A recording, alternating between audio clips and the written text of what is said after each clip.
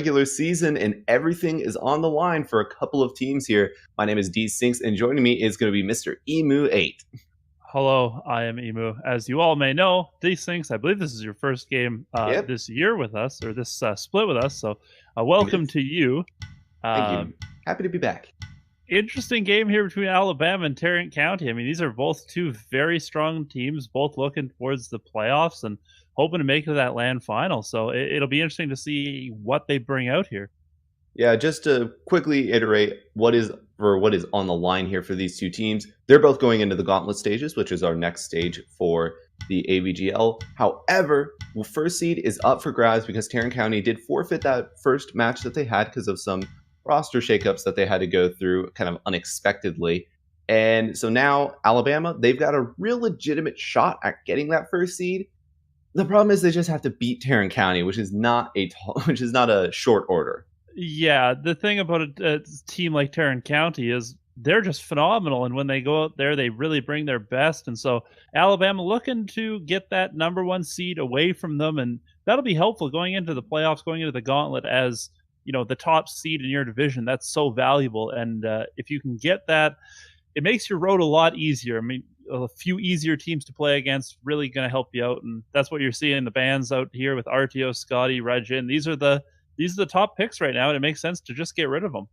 Yeah, nobody wants to play against them unless you have one kind of lined up. You really just want to get rid of it. So why not just go ahead and take care of things? And Geb, surprisingly enough, that's Geb is not a usual ban, but looking over at the side of Alabama, there's more than likely a targeted out selection. But unfortunately, the Rock Man's gone, but that leaves up the Elephant Man as Ganesh is going to be locked in first.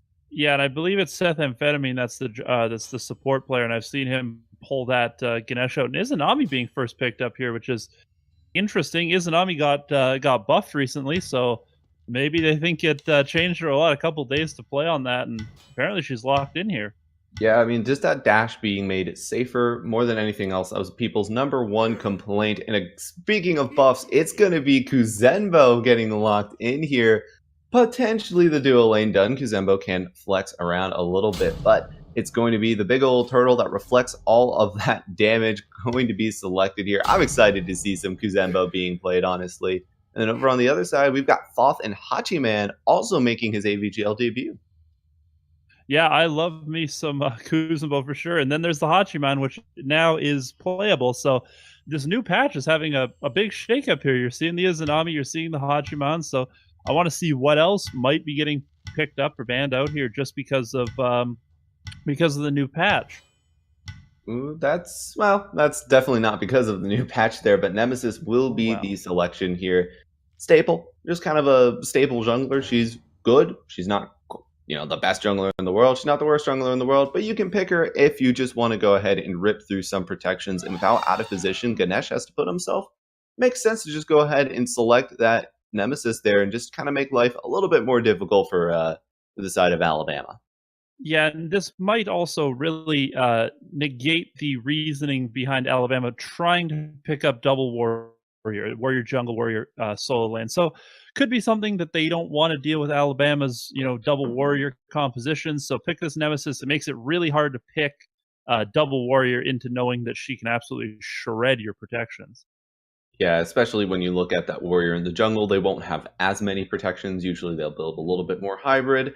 But the two characters we won't be having any of in this game is going to be Soul and Serket, both of them being taken off the board. And the final ban coming out from the boys on Tarrant County is going to be the Party Monkey. So no Boombox to join us today. But then looking over, one last ban coming out from Alabama.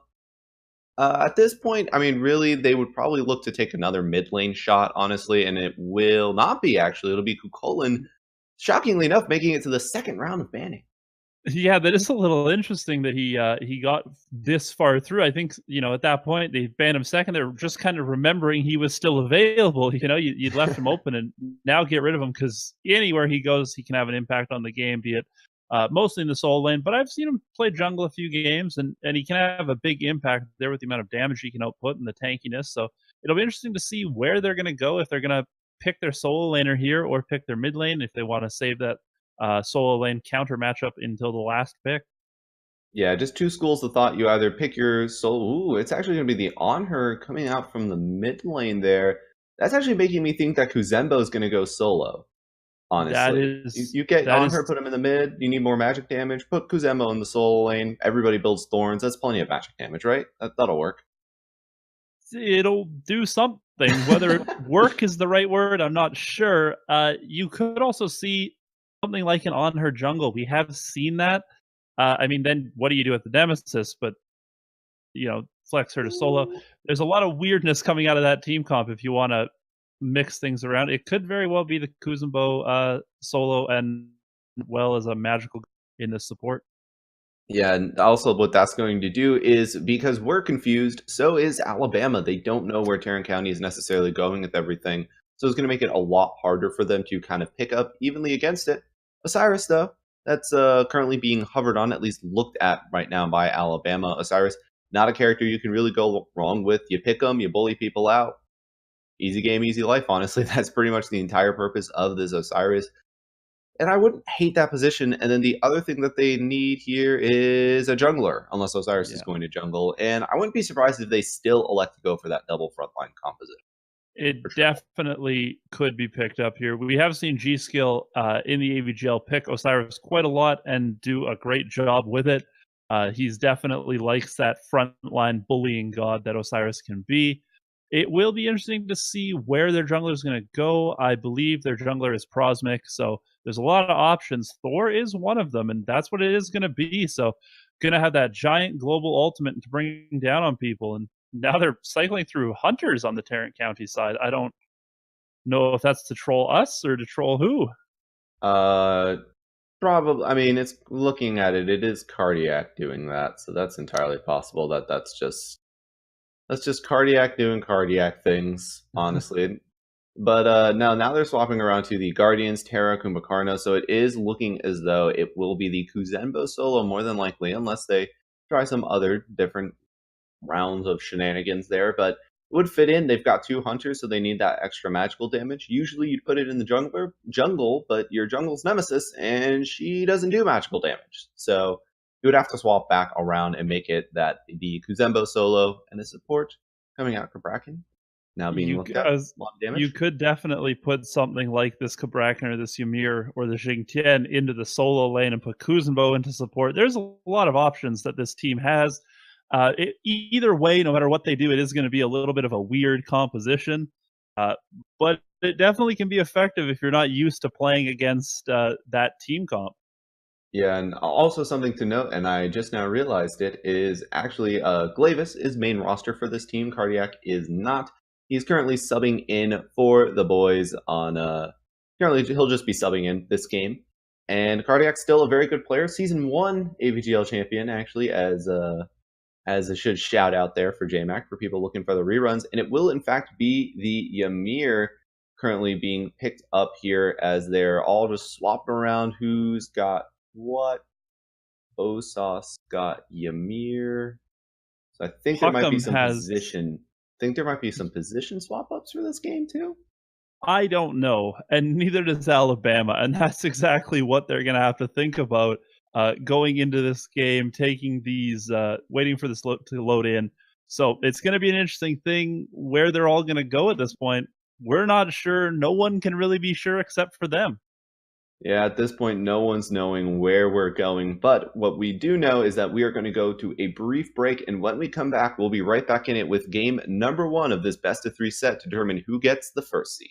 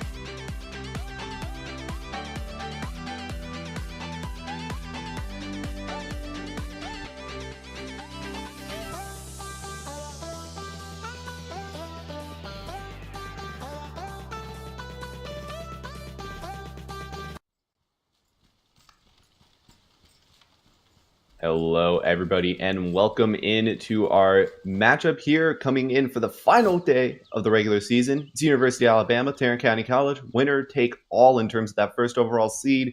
My name is D Sings again, and joining me still is going to be Emu, and we still don't know where we still didn't know where anybody's going, but now it seems to be all sorted out. It will be Popham playing in that solo lane position on Kuzenbo. Yeah, at some point here you gotta show your hand a little, and that's what they've done at this point. So Osoth on that Ymir, gonna be the support player, but gonna start in mid and invade over there onto the red buff there. So that's something for Alabama, getting a little advantage. Yeah, as Y-Try also able to go ahead and sneak away some stuff. And Ratcheteer, actually, he's going in on Prosmic right now as they're just fighting them constantly with Ymir at that level 1 position, just chunking down everybody. And it's going to result in a free speed buff coming out here. Cardiac, Osoth, and Puckham all just coming in, smacking him with Ratcheteer, dealing with some straggler minions. Yeah, and that's the thing, is when you send your support over there, the support is going to help them to get that purple buff as well, but this mid lane's having a bit of a trouble dealing with Osoth and Ratcheteer there, so just something to keep in mind of how big of an issue this is. Not really. Alabama gets some camps, Tarrant County gets some camps, so it's just where that farm is being directed to at this point. I believe that Ratcheteer is officially playing the mid lane currently, because he's in the mid lane. So I'm just going to assume that Y-Try is actually going to be in the ADC as well. So everybody's somewhere different today, just for the fun of it. But going right to where Tarrant County wanted to go, the red buff for Alabama also getting invaded on, stolen.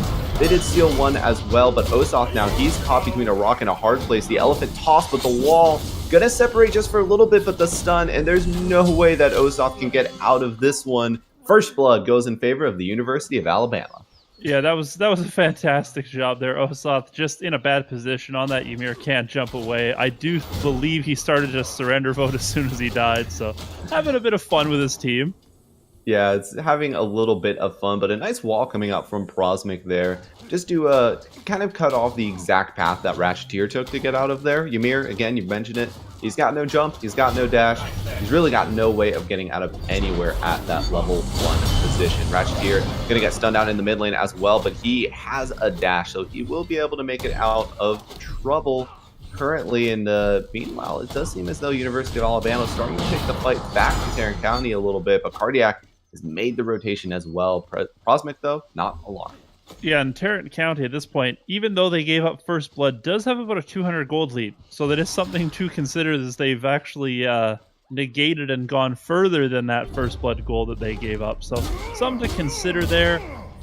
We did see Ratcheteer on that Izanami get out a little faster, so that is something to just remember. Izanami's dash timer was buffed, so just a thing to keep in mind. She's a little safer in getting away.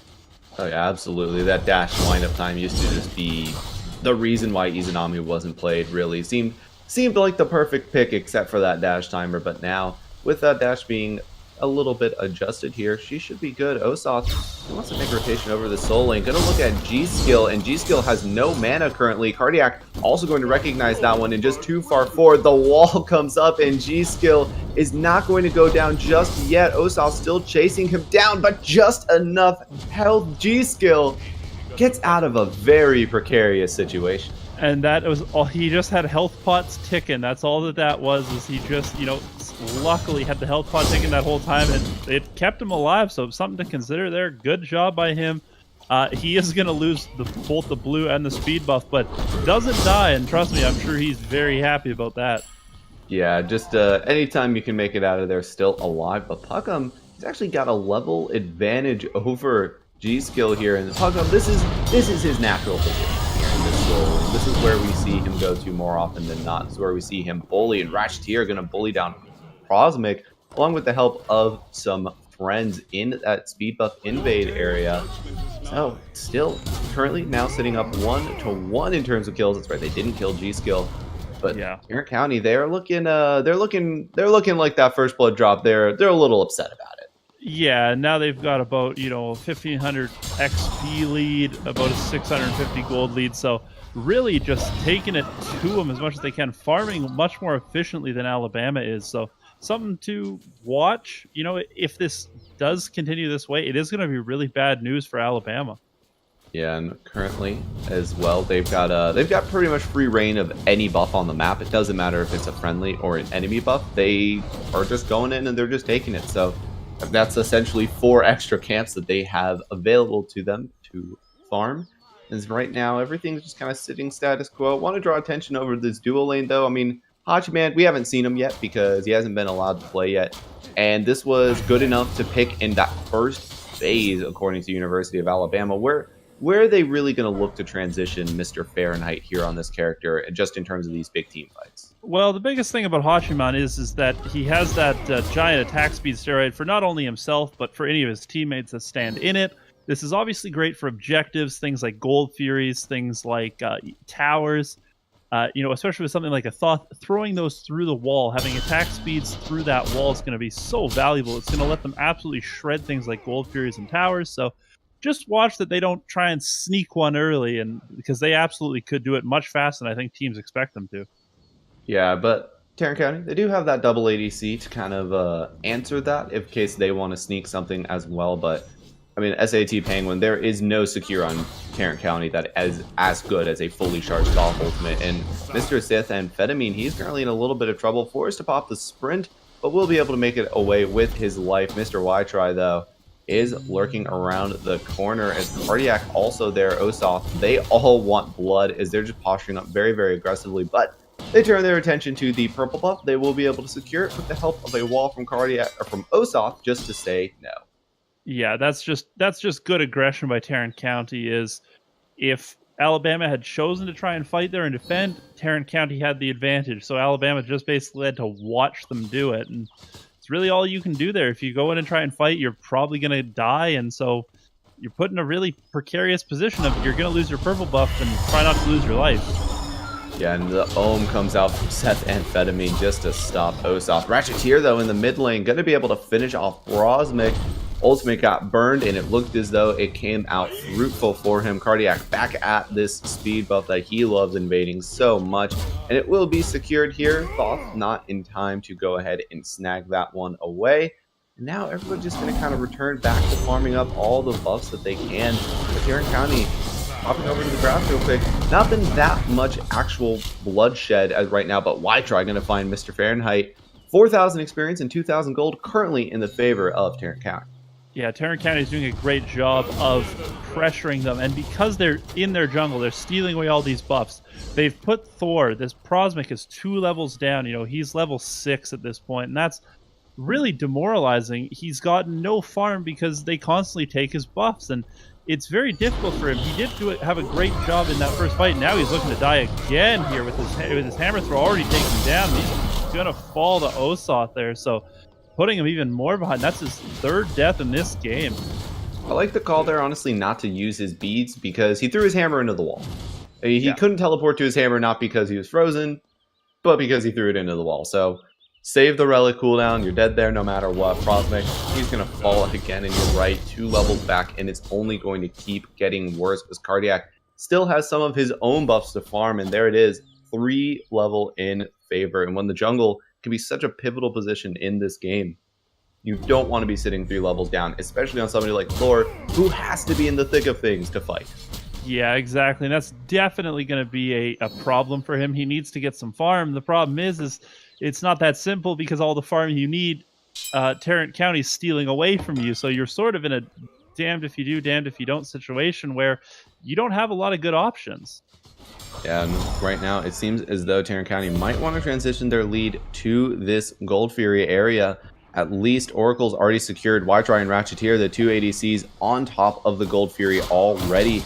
It doesn't seem as though University of Alabama are too keen on a fight. Osoth, he's right there to play keeper, and SAT going to get banged up a little bit. No members of Tarrant County were in position to fight, though, so it's just going to be a disengage, but a clean Gold Fury secure for the boys on Tarrant. Yeah, and that's a good job there. Alabama just had to back off because yes, Tarrant County wasn't in any position to fight, but if they had shown up, they were absolutely dead. So That was a good job by them, and now Wytry's doing a lot of damage to Fahrenheit over in that left lane. Fahrenheit burned his dash to try and secure the buff. Doesn't get it though, but Wytry, he's going to jump over and hit the last auto for the solo kill.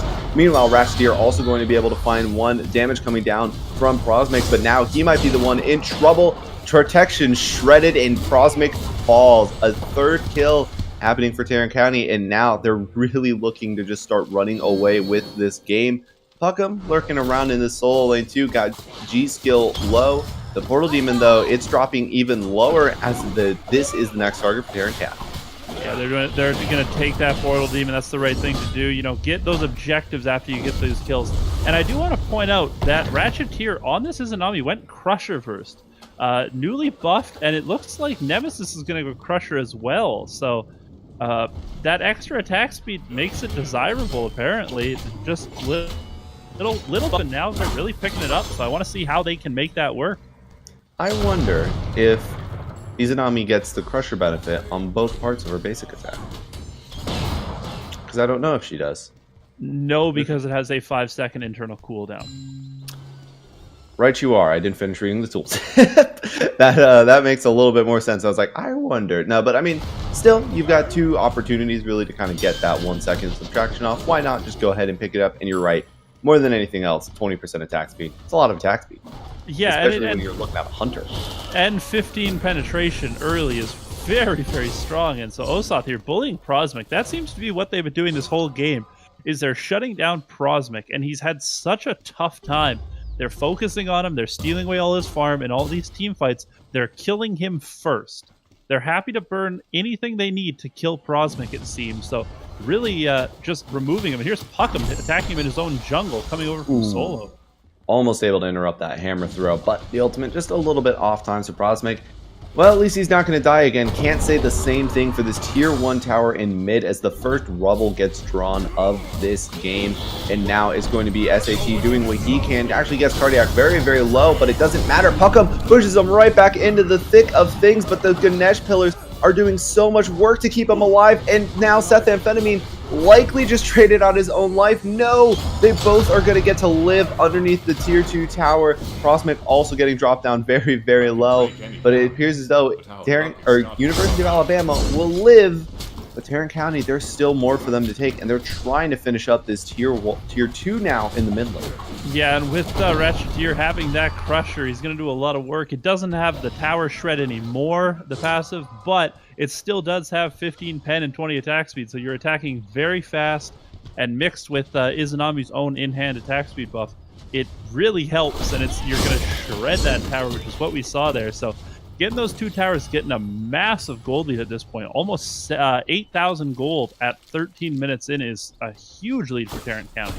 Yeah, and Alabama need to really start to worry about this particular matchup here. They just got hit with a team comp they didn't expect in both player lineup and in character lineup, and they just haven't responded to it as well as they really need to here.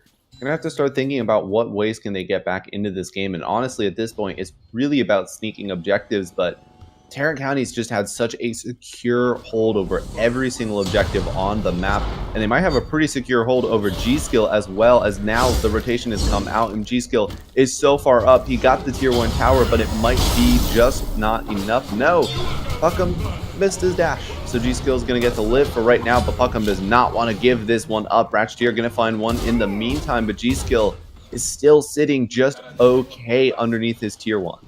And he's doing exactly what he needs to do. You know, he's keeping people busy over there, so his team has the advantage, but they're losing that fight anyway because Tarrant County is so far ahead.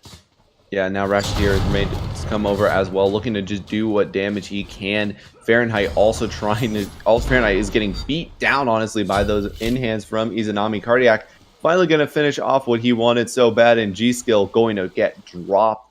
And now it's going to be the tier 1 in the left side as well. Tarrant County are just winning across all 3 lanes currently in Alabama. Well, they really can't do anything about it at this point. No, they're in a tough spot there, and G-Skill was doing a great job. He was staying alive against the two of them, but at a certain point, you know, the advantages of all these Gold Furies and all these towers just caught up, and he's fallen behind, I think mostly due to, you know, losing all those big objectives as a team, and it's really difficult, you know, to handle that when you fall down 2 levels, and it's a really unfortunate situation for him. He did his best to stay alive, but ultimately fell down to that 2-on-1 situation. Yeah, I mean, he probably should have backed off a little bit sooner, but still, I mean, you're right. He just hasn't been able to farm as effectively as Puckham. Puckham's got 2 more buffs on the map or he's got 4 more buffs on the map because he can go to the speed buff and blue buff of the enemy team, whereas they cannot. And right now, Alabama taking a fight that they are just losing. Seth Amphetamine going to get dropped by Y-Try, and now they're all rotating into that middle lane. Potentially could go for that Fire Giant. Honestly, no reason for Tarrant County to not do it. Even if they lose it by some miraculous steal, they're really not out of the fight. Yeah, and Portal Demon here is up, so they're going to get that for sure, you know, if they need to back and buy, but it looks like they're going to go right into the Fire Giant. So Alabama does need to contest with something like a Thor ult, but Prosmic is not really in position to do it, and they're burning this down very fast. Ooh, G-Skill going to try for it, but it doesn't matter. He gets pinned and thrown around. G-Skill gets dropped instantaneously. Prosmic now throws up the stun, but the slow from on her is so good. Y-Try finishes off Prosmic, and now the boys on Tarrant are ready to march down the field and just take whatever they can. Ratcheteer going to try for the shot on the Fahrenheit, but does not quite get it. So it might be the back and buy play here. No, SAT is just completely out of position right now, and he is running away from Y-Try, who just refuses to give up this fight. Y-Try does not have ultimate available to him, but he does have the Impale, and that is more than enough. Penguin falls as Y-Try puts himself on a rampage, as the rest of Tarrant County are all ready to just march down the lanes and take every single thing that Alabama has to offer. Yeah, these towers are definitely going to be gone. There goes Prosmic for a 6th time. He's had a really rough game, so you know, Seth Amphetamine here in a really bad spot. He's going to fall as well. So not only are they going to get the towers, but they're going to get a lot of kills too. So something to consider. Alabama really needs to find some way to defend it. It doesn't look like they have any option to. Yeah, Fahrenheit now trying to run away. Going to be able to make it out of there. Okay, Osoff now being pinned down here as the ultimate comes out, and Osoff will fall. SAT going to be able to get that kill, but unfortunately they don't have any other abilities up currently. G-Skill, he's trying to take the fight as well. The ultimate only connecting onto 1, and 4 members still alive. They'll be okay with losing Osoff for right now. Doesn't seem as though their attention is on the Titan, and now blinking in is Cardiac trying to finish off Penguin here. Gonna get to do it thanks to the Aegis, but the Titan plus the Fountain plus the Fahrenheit finishes them off. Prosmic landing in the middle of everyone. Y-Try also going to fall. Puckham, now he's the one who's caught out in a bad position here, and he is just getting slapped down by G-Skill, who will be rewarded with the kill. And now Ratcheteer left all alone to finish off against all of them. Gonna find 2 kills, gonna dash away as well. Ratcheteer, no, it's gonna be the shutdown for him as Fahrenheit and Prosmic and everybody else in Alabama defend the Titan. You know what? That was a good fight there from Alabama. Yes, Tarrant County got a little over-aggressive, a little greedy. They did get 2 Phoenixes, but that was a good job by Alabama. They kept themselves in it a little while longer. It is going to be very difficult now with those 2 Phoenixes down, but you've taken the Fire Giant off of all the members of Tarrant County. So it's a positive there. They are still down about 13,000 gold. They need to find some way to make that up, and it really needs to be made up on Prosmic more than anyone. He had a good showing in that fight, but he still has died 6 times. He's been the focus of this Tarrant County team, and now he needs to find some way to make himself relevant, and he's been doing well with that so far, even as behind as he is, but he needs to continue to do that in order for them to have any chance to come back. Yeah, stun's a stun at the end of the day, and sure, getting it for a little bit longer is nice when you look at that Tectonic Rift, which he's actually taking to leveling. Right now, I just popped on over to that one. He's currently leveling that one second over the spin, like that call, just because of how far behind he is. But he is still sitting bottom of the net worth, so after he gets off his stuns, well, he's probably going to die. But for right now, Tarrant County, I mean, as long as Alabama elect to defend on their Phoenix or in their Titan room, they actually have a decent shot at pulling off another defense. Yeah, and that's exactly right. I do really like that, play on him to go with the wall instead of the damage, because, again, the damage at this point doesn't really matter. He's not doing a whole lot. He's been forced to build incredibly defensive. So something to consider is that he will do that. He needs to find some way to make an impact. And that's what he has been doing with those stuns, with those walls. And so if he can continue that, though, Alabama has a shot. They just have to get a little lucky, and Tarrant County has to make some mistakes to really make up for this 1,300 goal deficit. Yeah, Fahrenheit is really kind of going to be the big determining factor. Sitting at 2-2, the only player even or more. G-Skill, he's getting laid into right now. Forced to ult away instantaneously, and Prospect jumps in the middle of everybody, but there was no follow-up available, and the moment of Osop gets credited with the kill, and now Prospect is going to be out of the equation. Y-Try going to get dropped there to the ultimate from Fahrenheit to fall, but the wall was huge, and now one gets dropped. Fahrenheit saved only by the good graces of Aegis, but it doesn't matter. Ratcheteer finds it, and with 3 members left alive from the boys on Tarrant County, it's looking like this might be game. No, there is still 2 up, and fortunately for them, SAT Penguin is one of them. It's got that ranged artillery, but Tarrant County, they're just waiting out the fire minions here, and they're going to collapse onto G-Skill instantaneously. He is low, but the wall not good enough, and now Puckham is low. He could be the next target that they look at here, and Prosmic, he's rejoined the fight. Yeah, this is exactly what Tarrant County doesn't want is, people on Alabama are respawning and they're getting there. This is a good job by them to back off. I think that's the right call. I know they wanted to get aggressive. I know they wanted to look for the end. This isn't the time to do that. Go back, get that Fire Giant, get that Portal Demon, group up as 5, and then push. If you go hard at this point, you try and end, you have a chance to get decided, you have a chance to lose this game off of your own misplays, and you don't want that to happen. So a good job for them to go get that Portal Demon back by and then do this Fire Giant. And right now, it does seem as though the Fire Giant could be huge here for Tarrant County, as they've just not been able to break the base thanks to the stubborn defense of Alabama. Honestly, a really good defensive set from this team. Just looking, you saw the Hachiman ultimate. We haven't talked anything about the Hachiman ultimate today, but the big old horse, where you can't really miss it as long as they're in the cone, cost the life of 2 members on Tarrant County. So right now, this is kind of their, and plus you got to look at the Thoth as well, who's able to just very safely over walls throwing damage. It's tough. It's really tough to break the base of Alabama. And Tarrant County, they're having quite a few difficulties with it, as Ratcheteer is trying to finish off SAT Penguin, but it doesn't appear as though that's going to be the case here. But Seth Amphetamine, he gets 2 overzealous and gets blown up as he dashes into 4 members. Yeah, that was a good play if he was even, but he's really behind. He can't be doing things like that, You can't ever get anyone. You have to look for the picks in these team fights where they engage onto you, and that's what they're going to do now, going on to Cardiac. Yeah, and now the team fight breaking out. Ratcheteer going to get dropped, or going to drop Mr. Fahrenheit. SAT Penguin will find Y-Try in the meantime. Now fighting it out 3 versus 4.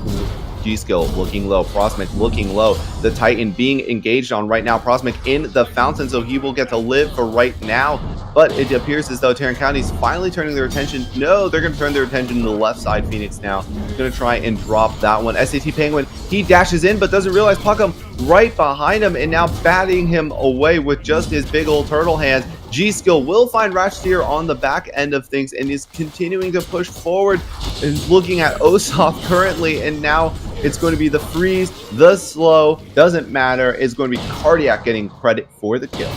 G-Skill there. I said in the pre-game picks and bans, I said he likes to be aggressive, he likes to be that bully. That's what he was trying to do there, but just didn't have the levels to truly bully into 3 people there, and falls because he forgot how far behind he and the rest of his team really is, and that's just a little mistake you can't make when you're behind. But he did get Ratcheteer, which is honestly a pretty big deal, because Ratcheteer sitting at 10-2 has definitely been one of the bigger problem spots for Alabama. But again, they hold. Their base is going to hold yet again. Left side Phoenix also not going to get dropped, so they'll have 2 Phoenixes to deal with again. Tarrant County just has not found a way to break the base.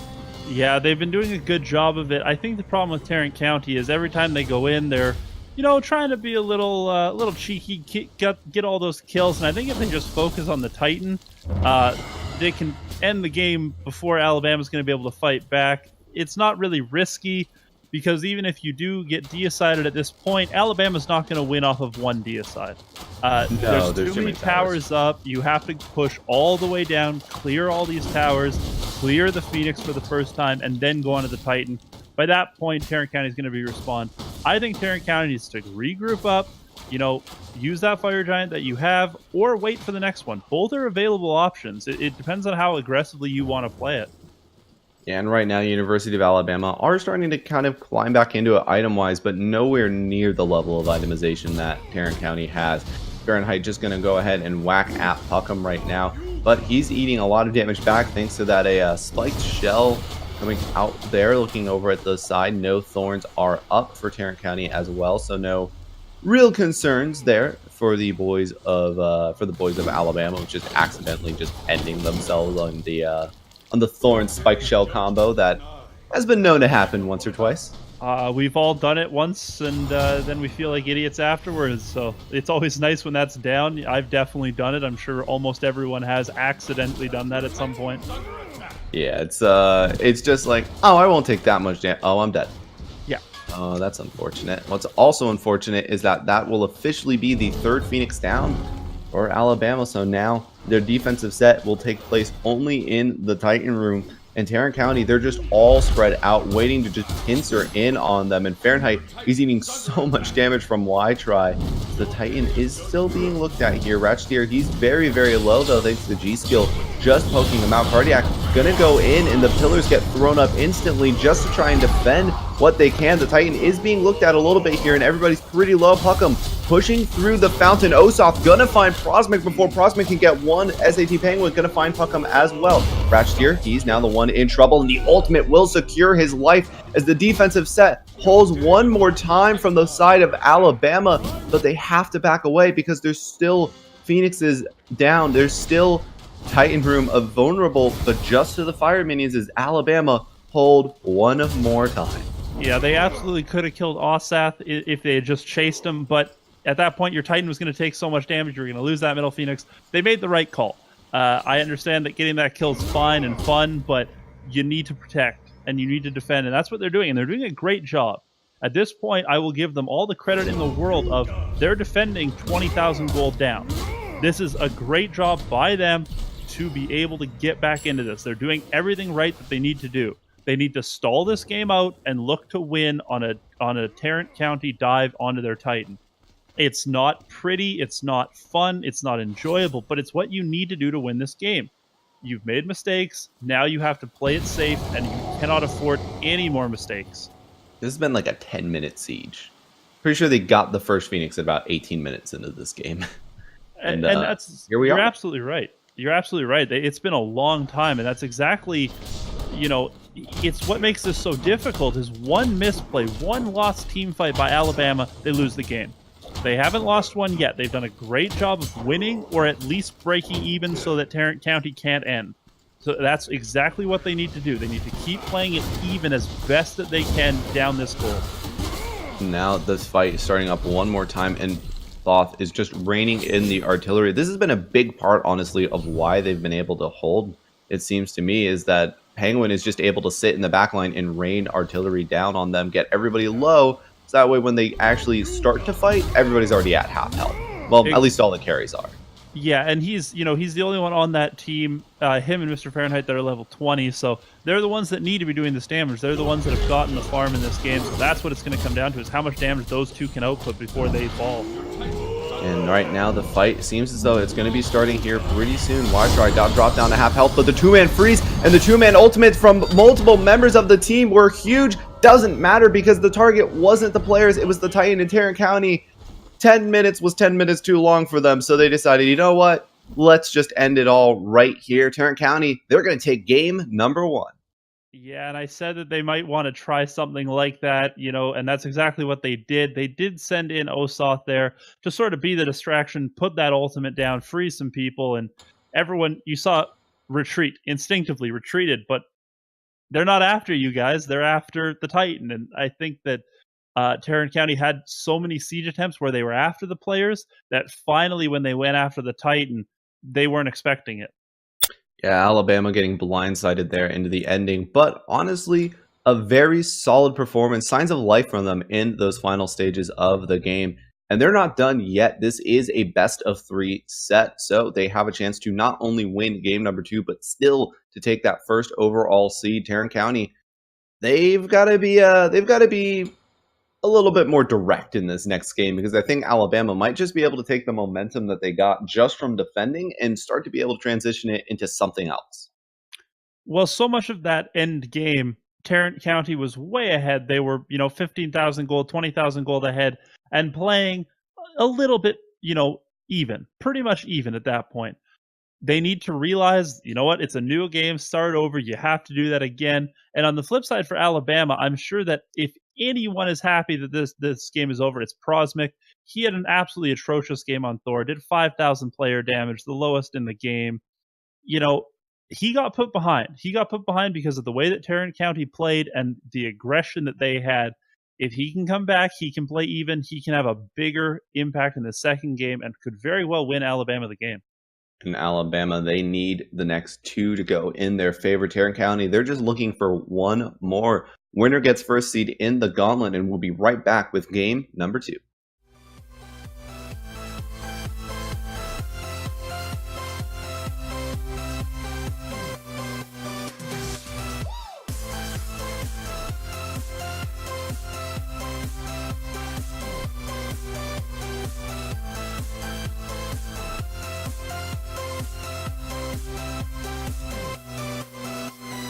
Life.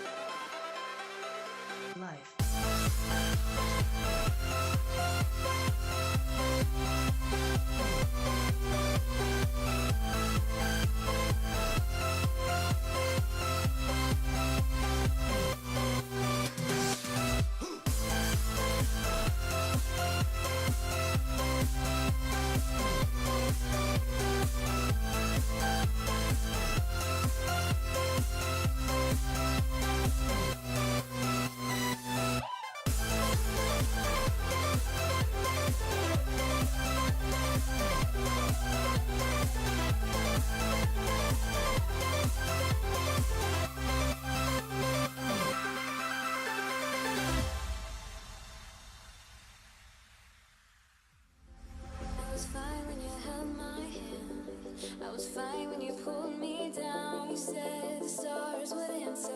You said our prayers were written down. I was fine when you pulled me in. We were forced to be human, and then the world came after, and I had never questioned it. And they said it was wrong.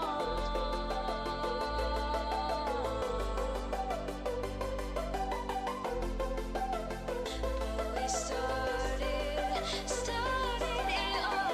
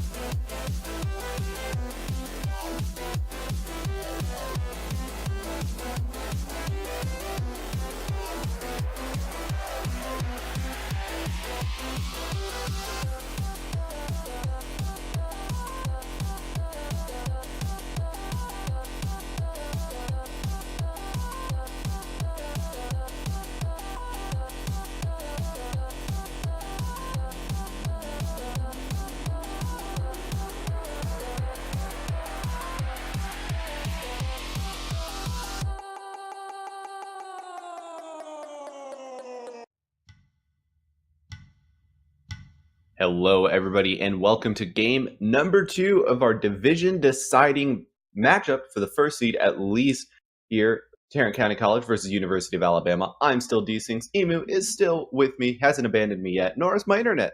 Just said no. So, congratulations. These are important.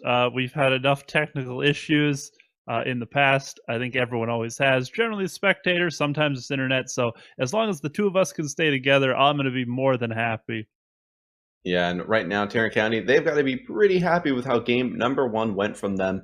A bit of a longer siege than they anticipated, and I was actually going to mention, wouldn't be shocked if they banned away the character that really allowed that siege to go on for so long. Thoth, SAT Penguin, not going to have that available to him this game, but instantly the Izanami ban as well. I like both of these bans. You're making changes after a game went poorly. I especially like the Izanami ban. If you haven't played against it, it wasn't really popular up until 2 days ago. So when you think about that, no one played it. You're probably not used to it. You haven't seen it in a couple months, and now it's coming back. And in that last game, Tarrant County, specifically Ratcheteer, played that to a T. So get rid of it. If you're not used to it, you don't know how to deal with it, get rid of it. They got rid of Izanami. They got rid of Kuzumbo. They did, however, leave Raijin open, who might have gotten the biggest buffs of any character in that patch. Yeah, Raijin changes are going to be huge here, and now going into the mid lane for probably Ratcheteer. I'd imagine that they're not going to change up who went where this game. But for Ratcheteer, I mean, getting that Raijin, he's going to just bang on his drums, and he's going to do a lot of damage that, honestly, I don't know if Alabama's quite ready to deal with. Yeah, it would not surprise me one bit to see them switch around. That's just who they are as players. I mean, that's the Tarrant County thing, is they like to have some fun with it, switch some things around, mess with the other team, mess with the casters. It's all fun for them. I do like the Hachiman and the Ganesh. Both were good picks in the last game. They did well. Mr. Fahrenheit played it well. Seth Amphetamine played it well. So these are good picks.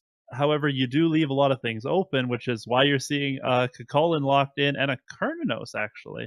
Yeah, those are two picks that are widely considered by many to be very, very strong picks. Ganesh, granted, is one of those kind of top tier characters as well. Nemesis, if you can't beat them, join them. Right, Thor didn't work out, so they'll just go ahead and sneak away the Nemesis selection for their own. And even if Nemesis gets behind, she still has that protection shred available on her ultimate, so still has kind of that extra utility role that she can play. Not too bad for the boys on Alabama. is now they're jumping into the next round of banning phases here. Wouldn't be surprised if they just started taking shots at jungle.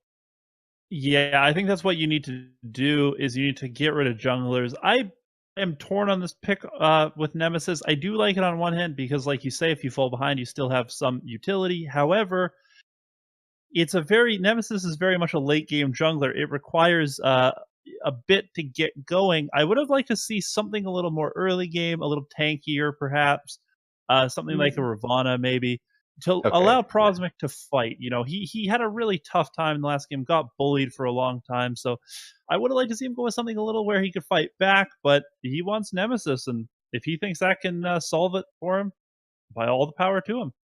I mean, by all means, the last game he played, Thor, is one of your classic early game junglers. Yeah. So it is just kind of sometimes just get beat and you just got to rethink your strategy here. But the Geb ban, as well as the Thor ban from the boys on Alabama, Tarrant County, they went ahead and took more shots at the mid lane here. Scylla and Poseidon not going to be available. Forgot the name of the character for a second there. And I mean, it's smart. SAT Penguin, again, was a huge part of why Alabama was able to hold out for so long last game.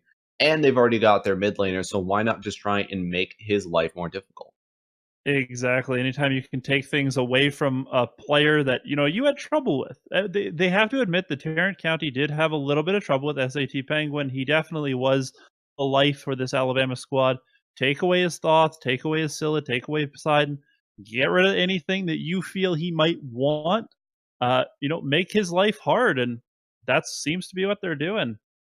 And Wukong being hovered over currently by Alabama. They're thinking about it. Wouldn't hate the Wukong. I honestly don't love it though because they got beat so hard in that early game. But then again, they drafted for the early game as well. So why not just kind of draft for a different point in time? But Wukong's still going to have difficulties at level 1 if you were to go up against that Kukulin here. Or even the Chalk is that's just going to get instantly locked in.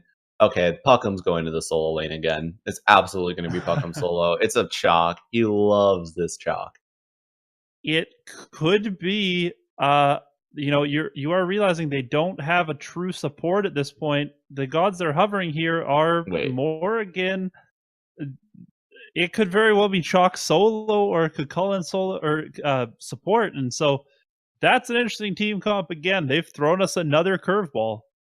yeah, I don't want to commit to where anyone's going just yet. I think I'll let them trade it out before I do that. But there still is one more character available, and it's going to be the Raw locked in for the side of Alabama. So still able to get a character that SAT Penguin is likely very comfortable on Raw. Not that different from Thoth, really. I mean, you can't charge up the ultimate, but other than the healing, kind of same idea, same general idea. Yeah. They're both birds, and that's all you really need. Exactly. I wish I could look at this Tarrant County roster and tell you where these roles are, but it would not surprise me if they have role swapped again, swap these players around into different positions. That's Tarrant County for you. They'll always throw you a loop, and I'm interested to see where these roles are going because I have no idea. And if you're telling me at home that you're lying. Yeah, but we will know in just a little bit. Tarrant County, again, they need one more. Alabama, they need both just to be able to go ahead and secure their way into that first overall seed. When we come back, we'll have game number 2 ready for you.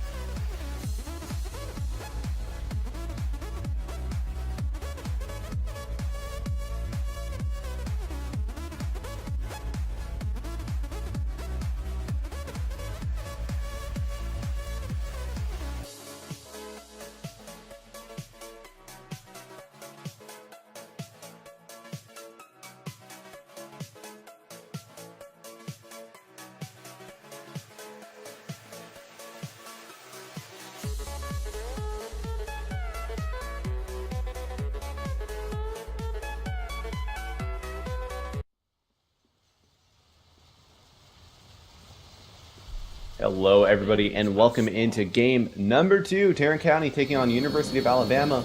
Winner gets first seed, and currently Tarrant County, they're poised to win it.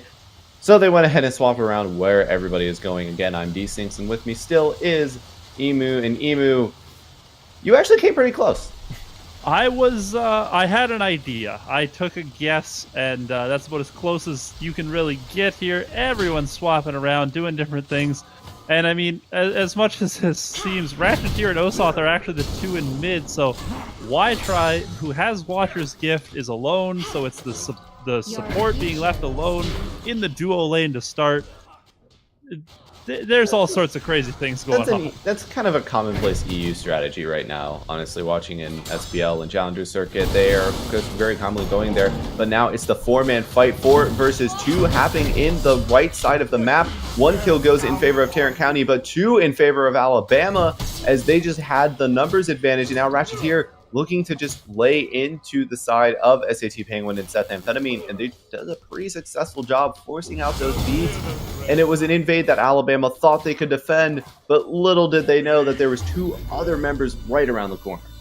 Yeah, and really that's the biggest thing there is, not having those people, not having that numbers advantage is so massive. And that's exactly what you saw, is it wasn't anything that they did mechanically wrong. It was just 4v2, and that's, everyone knows how numbers work, and the team with the more numbers generally seems to win. So that's all that was. Good play by Tarrant County.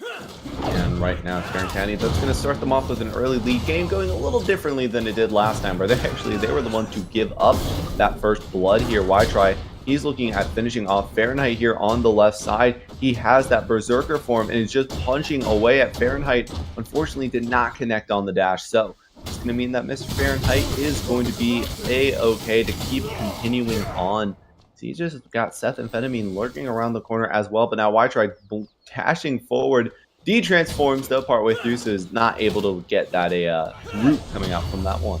Yeah, that was a good job by Y-Try there to get aggressive. I mean, if he'd had, 1 extra millisecond there, he might have been able to get the 1 off in that form. Would have had more abilities to send off, but did his best, poked out Mr. Fahrenheit as much as he could, and now has really given Ratcheteer a good lane to go back to.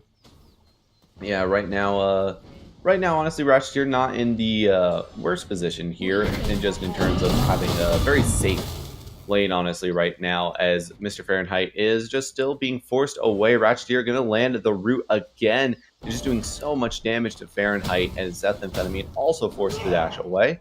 Now it's just going to be the side of Tarrant still playing on the aggressors. They have the pressure in every single lane. Not surprising, because honestly, this game, Alabama drafted much less early game pressure.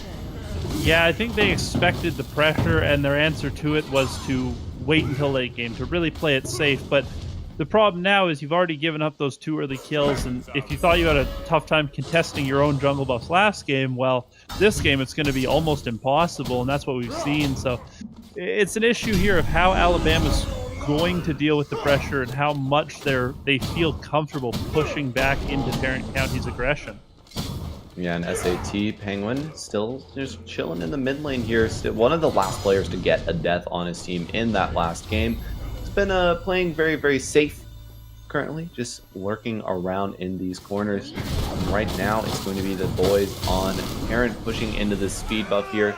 No real contest available. Nice ultimate coming out from SAT, but doesn't do enough to secure that buff. It's just going to go ahead and do a little bit of damage. Puckham popping that ultimate instantly, going to transform into Cullen here, and Y-Try, he's going forward, looking to do what he can. And Osoth, he's up in the drum form and is just doing so much damage to Seth, but it doesn't do enough. And now all those ultimates down. A blue buff is available to invade, but other than that, nothing else Tarrant can really get. Yeah, I think that was just more of an over-aggression, or not over-aggression, but they wanted to be a little bit more aggressive than usual, just to set a tone to say, hey, you guys can't fight us. Hey, anytime you guys even try and leave tower, we're going to dive you. We'll dive you behind your tier 1 if we have to, because that's just who we are. And that gets in your mind. That gets onto your mental aspect of the game. Yeah, and right now, Wiretry going to be playing a little bit aggressively, but unfortunately that aggression meant that he just couldn't get it. Ultimate Force out from G-Skill as Cardiac also burned his to go ahead and force that one out there. So not the worst situation in the world, unless you're looking at the fact that Osoth is also right around the corner. Fortunately, no ultimate for him available, so G-Skill will be able to continue to farm out pretty safely for right now, and University of Alabama, a welcome sight for them. They secured their own buff, and actually they're going to look to punish Ratcheteer here, who is getting very, very aggressive and will be able to trade it out 1-for-1, but he does fall to the side of, I didn't see who got that kill, but he does end up falling ultimately to Tarrant County, as Ytry going to try and avenge his ADC, but just doesn't have the damage to do it quite yet. Yeah, it was Prosmic that picked up the kill, so that's something. Now Watry's in a bad spot here. He might fall down. He has lost those protections, slowed heavily, but there comes Puckham over to help out, and they're luckily, Alabama's going to back off and let him live. Yeah, right now Alabama, they recognize that if they go in, they will probably lose more than they can gain. Unfortunately, SAT backed off almost instantaneously in that fight. If he was around, even though he had no ultimate, even if he was around, there was a chance that they were able to finish off Ytry before reinforcements come in, but they just decided not to, and instead it's just going to be the boys on Tarrant still holding the overall map aggression. Yeah, they're so aggressive, and this is why I said that I might have liked Prosmic more on an early game jungler. Something a little tanky is to fight into it, to try and, stay even, try and give you some contestation of your buffs. And we haven't been able to see that. He's down 2 levels, so I guess in some regards, having that Nemesis, having some utility is going to be beneficial for them, but it is a tough game. And Prosmic, he's in a lot of trouble right now, and, well, now he's dead as he just gets blown up by Puckham and by Cardiac. There was really nowhere for him to go, just got caught out of position, and unfortunately it's a story for him that we've seen multiple times. He's out of position, the jungler and the mid laner, whomever they may be, are right there, and Prosmic dies. That's happened 4 or 5 times, honestly, these past 2 games. Yeah, and I think that more than anything, SAT Penguins going to fall to Osoth's big damage there from that ultimate, as well as Ytry. I think the biggest thing that we need to see out of Alabama, and more importantly, out of any team that's going to play Tarrant County in the gauntlet, is dealing with their aggression. They're so good at being aggressive. Like Ytry right now, diving behind this tier 2, doing all sorts of damage to everyone. And he's got Osoth right there to back him up as well. The Raiju gonna finish off Seth Amphetamine Prosmic. He's gonna get finished off just by a Ytry, punching him in the face. And now Ratcheteer looking at this tower right now. What Fahrenheit doesn't realize is that there was a Puckham lurking right around the corner, and instantly he's gonna pop up into that horse trying to get out of there, but Ytry covering the options as Puckham, just the perfect pincer maneuver coming out from Tarrant County. And now it's going to be the tier 1 tower being left completely alone because they decide they don't want it. Never mind.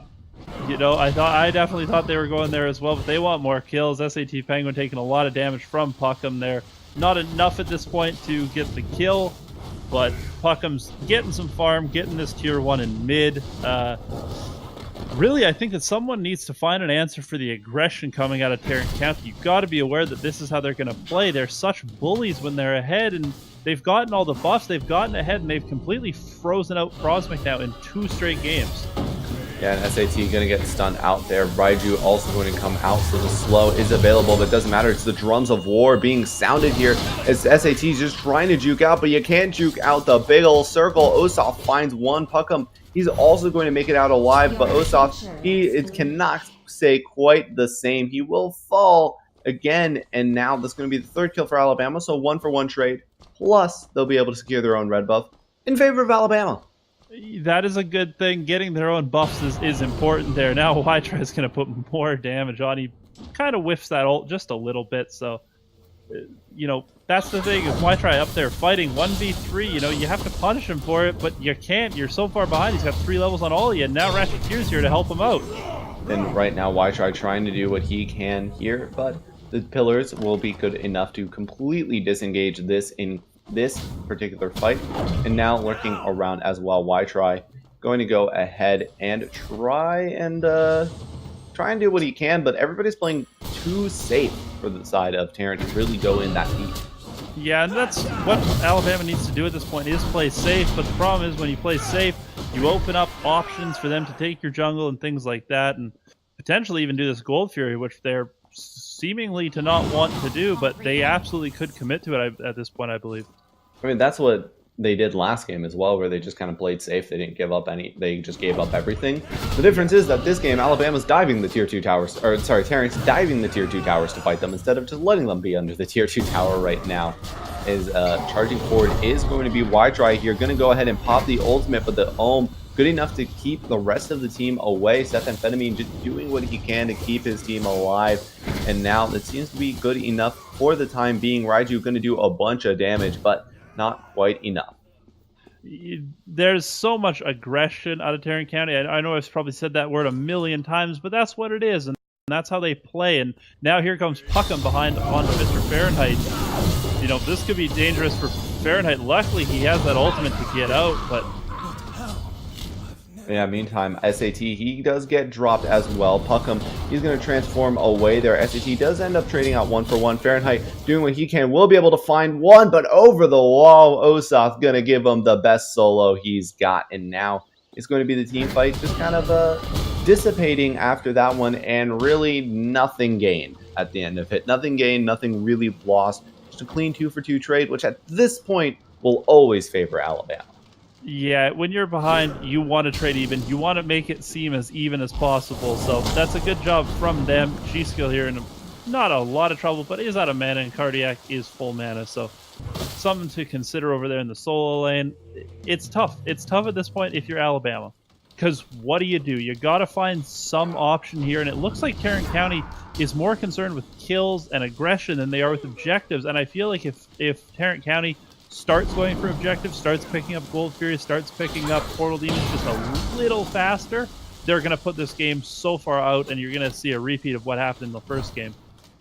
Yeah, I mean, Alabama, they honestly just kind of need to hope for that miracle play right now. It's their best way to stay relevant within this game, but it doesn't appear as though Tarrant wants to kind of let them have that option. They're now looking to pincer around. G-Skill does get his ultimate up. Prosmic, he doesn't have an ultimate that takes him out of the fight entirely, though, so he is going to fall. In the meantime, though, it's actually 3 members trying to collapse in on Ratcheteer. They will be able to do so successfully, and they can actually translate this into Gold Fury, which seems to be their call. A huge investment on the right side of the map from Tarrant County should mean that they can gain this Gold Fury quite safely, but there's a bit of hesitation coming out from Alabama.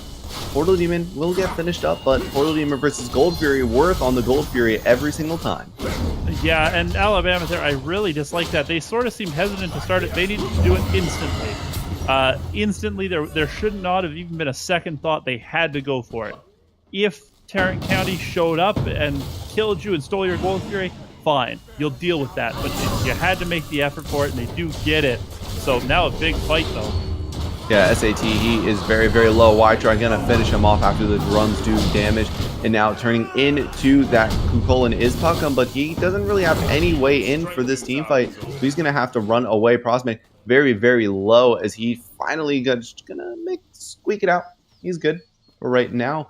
Alabama, they are Alabama's just kind of grouped up right now, but they're in their own jungle and they're just not safe at all. G-Skill, he could very, very likely fall. Osoth being looked at right now. Age is forced out. Seth Amphetamine doesn't have anything else, but Fahrenheit's got something. Osoth falls. And now it's going to be, again, overall 1-for-1 trade, but SAT, he can rejoin the fight soon. Yeah, that was an unfortunate thing for Osoth to fall. Now Seth Amphetamine's the one in trouble, just barely going to dash out of there. And, you know, the Cardiac and Ratcheteer doing so much damage, the two of them up in that front. Cardiac so tanky, Ratcheteer doing so much damage. They can fight, you know, 2v4 in those situations, and there isn't a lot Alabama can do because you have to be wary of anybody lurking in the jungle. Yeah, and right now it's going to be, I mean, at this point, wary of lurking in the jungle. You can just assume that there's 3 or 4 members of Tarrant lurking in the jungle at all points in time, because that seems to be how this game has honestly gone for them. There's just been no point in time where Tarrant hasn't had everybody in the jungle. Yeah, exactly. And, you know, they show up when you don't expect them, and that's the biggest thing, is having those wards out is important. But at the same point, you need to use those wards as a warning signal. If you see 2, 3 members of Tarrant County showing up, anywhere near you, you need to get out of there, because if they show up, you're dead. And that's a very important thing. They need the wards. They need to just play it safe and try not to die, because right now, Tarrant County's not farming buffs anymore. They're farming players. Yeah, and I mean, that's kind of giving them a way in, but at the same time, they're down 12,500 experience.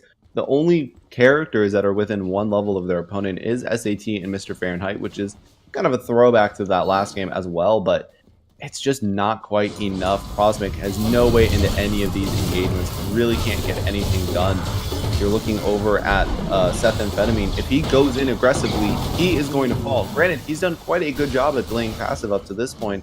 In Tarrant County, that certainly isn't what they're doing, as they're all grouped up at the Phoenix at this point, trying to find any kills that they can. Oh, and Puckham there gets brought down in those pillars, and now Cardiac actually under tier 2 taking damage, killing G-Skill, but is in a bit of trouble himself. Yeah, now Seth Amphetamine going to throw up Cardiac, and the pull is good. Ratcheteer going to be the next target up for the side of Alabama, and actually the beautiful silence there, but Osoth is there as well. Osoth able to finish him off, and now trying to chase him down as we're looking at another one. The snipe from Penguin, good enough to finish off Osoth, and Ratcheteer is running away. Will just barely be able to make it out. It does seem SAT. The extra movement speed is nice, but it's not quite nice enough. 4 for 3 this time in favor of Alabama. You know what? As much as I want to give props to Alabama, and they deserve it here, SAT's Penguins around there. Ratcheteer's got to be a little careful. As much as I want to give all the props in the world to Alabama there, because they did do a good job, that was Tarrant County's mistake. And that's fine. That's what you need to capitalize on, and they did. When Tarrant County makes a mistake, they get over aggressive. They try and do a little bit too much with their lead. They think they're bigger than they are. You have to punish them for it, and that's what Alabama did there. But you got to be careful, because at any point, Tarrant County can start taking objectives, and that's really what they need to do. Yeah, Tarrant County giving Alabama a lifeline right now. And Alabama, to their credit, is clutching onto it with everything that they've got. So not the worst situation in the world for them just yet. It's not looking quite like, oh, well, Alabama is going to, lose this game quite handily or anything like that. It just seems as though Alabama is, they're just kind of, they're trying. They're giving it really kind of their best go, and it doesn't look that bad for them, as Ytry actually, he is pumping in a ton of damage on a G-Skill, as Cardiac and Puckham also make the rotation, just make G-Skill's life a little bit harder. Yeah, and G-Skill does have that ultimate, so he's a little safer that he doesn't need to worry too much. The biggest thing here is, at this point, you're down enough that Alabama has to be aware of the mistakes that Tarrant County's making. Here comes Osoth onto Mr. Fahrenheit. Fahrenheit has to use that ultimate to get out. That's a good play by him to read the wards and to start backing up, knowing that rotation was coming over. Like I was saying, Alabama at this point needs to look for the mistakes of Tarrant County. You can't force anything into them. You can't force fights. You can't force objectives. You have to wait for mistakes from Tarrant County and capitalize as much as you possibly can. I mean, at this point last game, Alabama had their first Phoenix down as well. So definitely hanging around much better. The Gold Fury, though, will get dropped in favor of Tarrant County, as they seem to have swapped over their game to looking at those objectives. Seth Amphetamine eating a lot of damage from Puckham here. Going to look to try and do what he can. Seth Amphetamine still very low, sitting underneath that tower, but isn't going to drop down just yet. Ratcheteer going to be able to pop that Omen. So Seth Amphetamine likely to just run away, as that heal has already been burned by SAT. Yeah, that's a good call. He can get to go back to base and heal up. He did everything he could to stay alive. They're making an effort, but now getting dove under their tier 2. Puckham, though, he gets dropped first. Is G-Skill using that Thorns to his advantage? SAT gonna finish off Ratcheteer with a huge snipe. Also connects onto Cardiac. Cardiac doing what he can, but it doesn't matter. 3-for-0 trade for the side of Alabama, and instantly they're just going to go ahead and back off. They have the line. They could look for the Fire Giant. They did lose that tier 2 tower. It looks like they are going to try and clear that out, but unfortunately they did lose the tier 2. It's probably a positive gold trade in the favor of Tarrant County. You did lose, 3 members, but you got a tier 2 tower. It's not that much gold. Kills aren't worth that much. But they're looking over at this Gold Fury. They don't realize that the Gold Fury is already down. They have to get something off the back of this. This is their only opportunity. But unfortunately, with 5 seconds on Cardiac, and he's the longest one away, it looks as though this is just going to end up being a wash. Alabama waffled on their decision making there. 2 people went right, 3 people went left. And they will get the Portal Demon at the end of the day, unless Cardiac can stop them. No, it will be the Portal Demon trade. But at this point, it's actually going to be a bigger loss. Osoth, he's got 1, and he is going in completely by himself right now. And Ytry, he's going to blink forward. The Beads and Age is good to keep SAT out of trouble for just the time being. Seth Amphetamine might not be quite so lucky. No, he will be for right now. SAT gonna go ahead and launch the ultimate, but it doesn't quite connect. Prosmic looking at him, trying to finish him off. The piggies would have been good, but Osoth finishes off Prosmic himself. Beautiful job by Puckham. You know, a second Raijin there made all the difference. So much damage coming out. Osoth's gonna look to pick up SAT Penguin here as soon as he gets some skills up. There we go. Yep, it was a valiant effort from SAT, but at the end of the day, there's just a couple of abilities that you really can't miss on Raijin. So it is going to be the secured play there. Going in is Cardiac right now. He is going to get hit by a couple people, but this is a line that just Alabama had their chance and they just didn't capitalize on it. Now Tarrant, it seems as though they're recognizing, you know what, hey, maybe we should start looking at the objectives and not let this game go on long enough, because Alabama, they look pretty good. Not quite as good as Tarrant, obviously, up to this point, but they look pretty good, and Tarrant could absolutely lose this game if they don't just go ahead and commit to the things that they've got to commit to. Well, there's a reason that Alabama's fighting for that #1 seed, and it's because of their team play. You know, they're a great team, and the problem is they're just seeming to be a little outmatched. I don't think they were expecting the pressure from Tarrant County. I don't think, especially Prosmic, was expecting this much focus. He's been focused in all these team fights, and he's still managing to have an impact, but I feel like he's sort of what they're used to winning. Ratcheteer there does get taken down, just over-aggressive, thinks he's a little bigger than he is, and can't fight 1v5.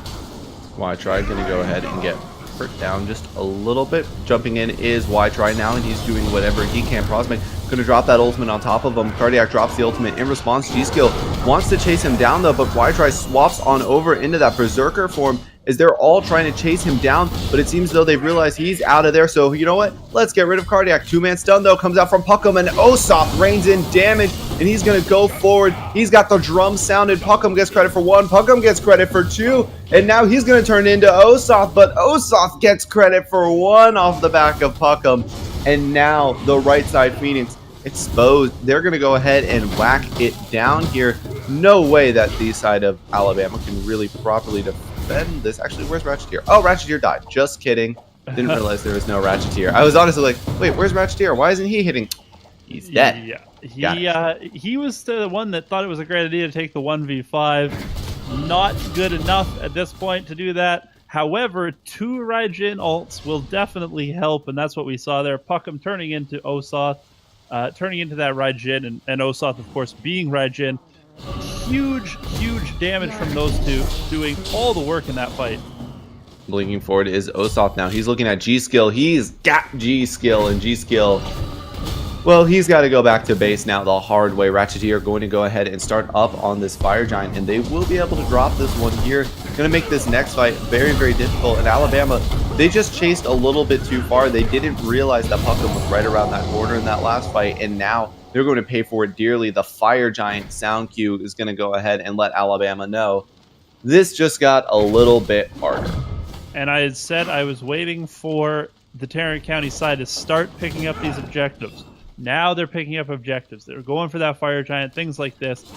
This is where they can put the game away. They have so much pressure. Turning that pressure into objectives is massive. At this point, now they can look to siege one of these Phoenixes and potentially just, you know, make this into exactly what happened last game. Just a long siege. And Cardiac blinking forward. He's going for the ultimate there, looking at who he can. Puckham, he gets credit for 1. SAT is going to be able to find Puckham with his... No, ultimate does not end up being the one that secures it, but he does fall in exchange. Fahrenheit, though, he's going to find Cardiac as this fight is very, very scattered from the side of Tarrant County. but now everybody else has made the rotation inwards. Ratcheteer swinging in that slow stance with that Frostbound Hammer, just making life so annoying for Alabama. The Titan is being started up here just a little bit, but Ratcheteer is really swinging at players and not the Titan, so Ytry Nosoth can't do all that much, but Ytry, he is going to jump inwards, trying to do what he can, but he's fighting it out now 1v4.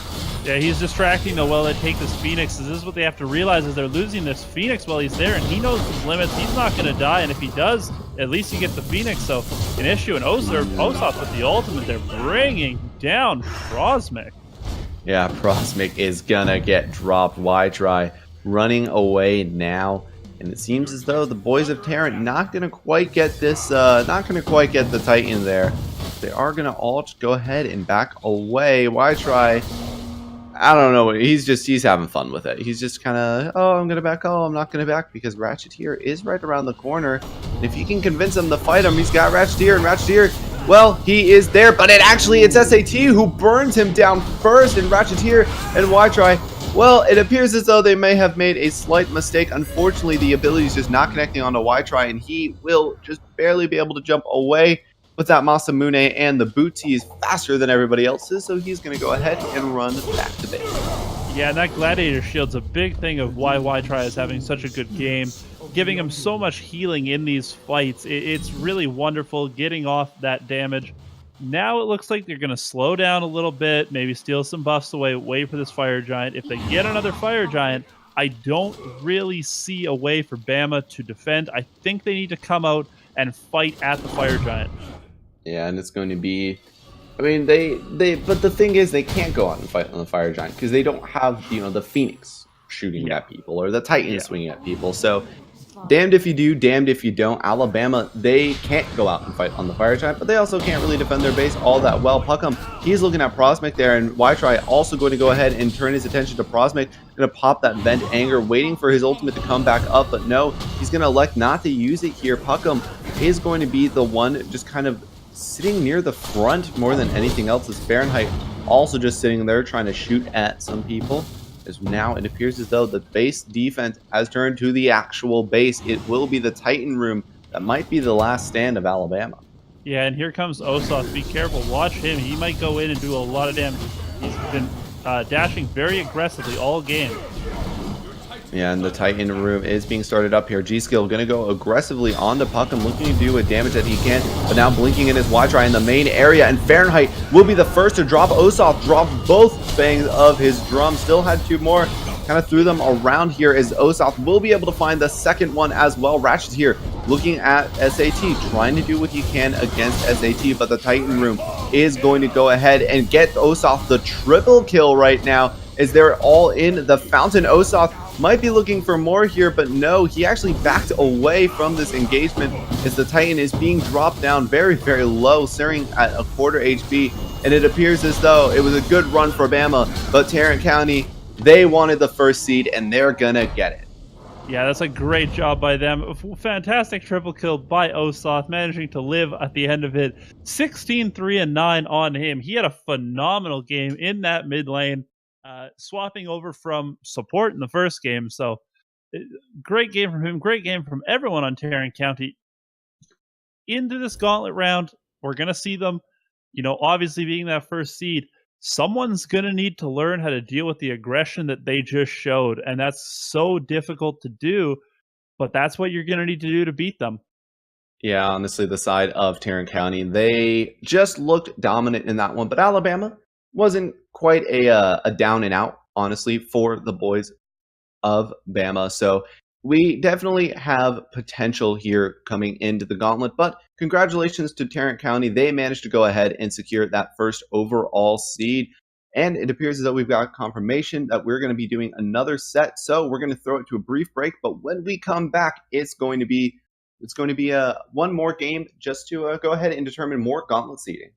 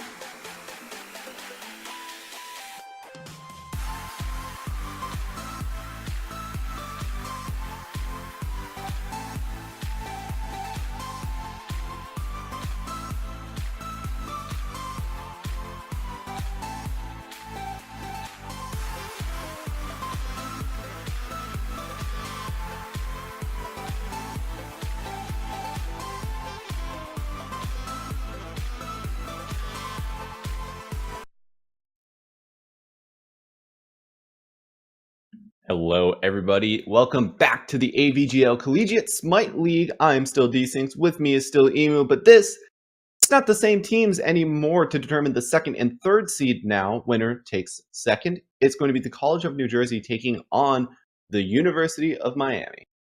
Yeah, and this should be a good game here. You know, New Jersey's had a pretty good season. Had a little bit of a tough time against some of the higher seeded teams, and same with Miami, though. So it'll be interesting to see how they face off against each other. This is definitely a matchup we could see going on even later into the gauntlet stages.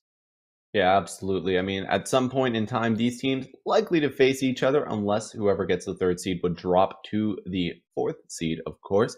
But the bans have come through. It's going to be Ratatasker and Kukolin banned away by New Jersey, while Raijin and Ardio banned away by the boys of the U.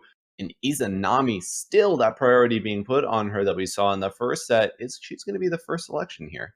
Yeah, that is interesting to see. You know, that's just a slight buff to her dash time has really made her, you know, apparently in these teams' eyes, a top pick. So interesting to see that. And it's interesting to see where we'll see other of those picks that have been buffed, or if we'll see Crusher on her built in this set like we did in the first one. Yeah, Crusher's got that 20% attack speed. Wouldn't be surprised if it became commonplace at all. Ganesh, he's been commonplace, and he's been one of my honestly favorite characters upon release. I've always wanted to see more of the Elephant Man, and we're going to be seeing a little bit more of the Elephant Man as he's going to be locked in here. Miami, they've got another pick to make. They're just they're going to spend a little bit of time thinking about it. I mean, at this point, there's nothing really so crazy left open that you've got to first pick it there. But Hachiman still with a lot of priority being put on him.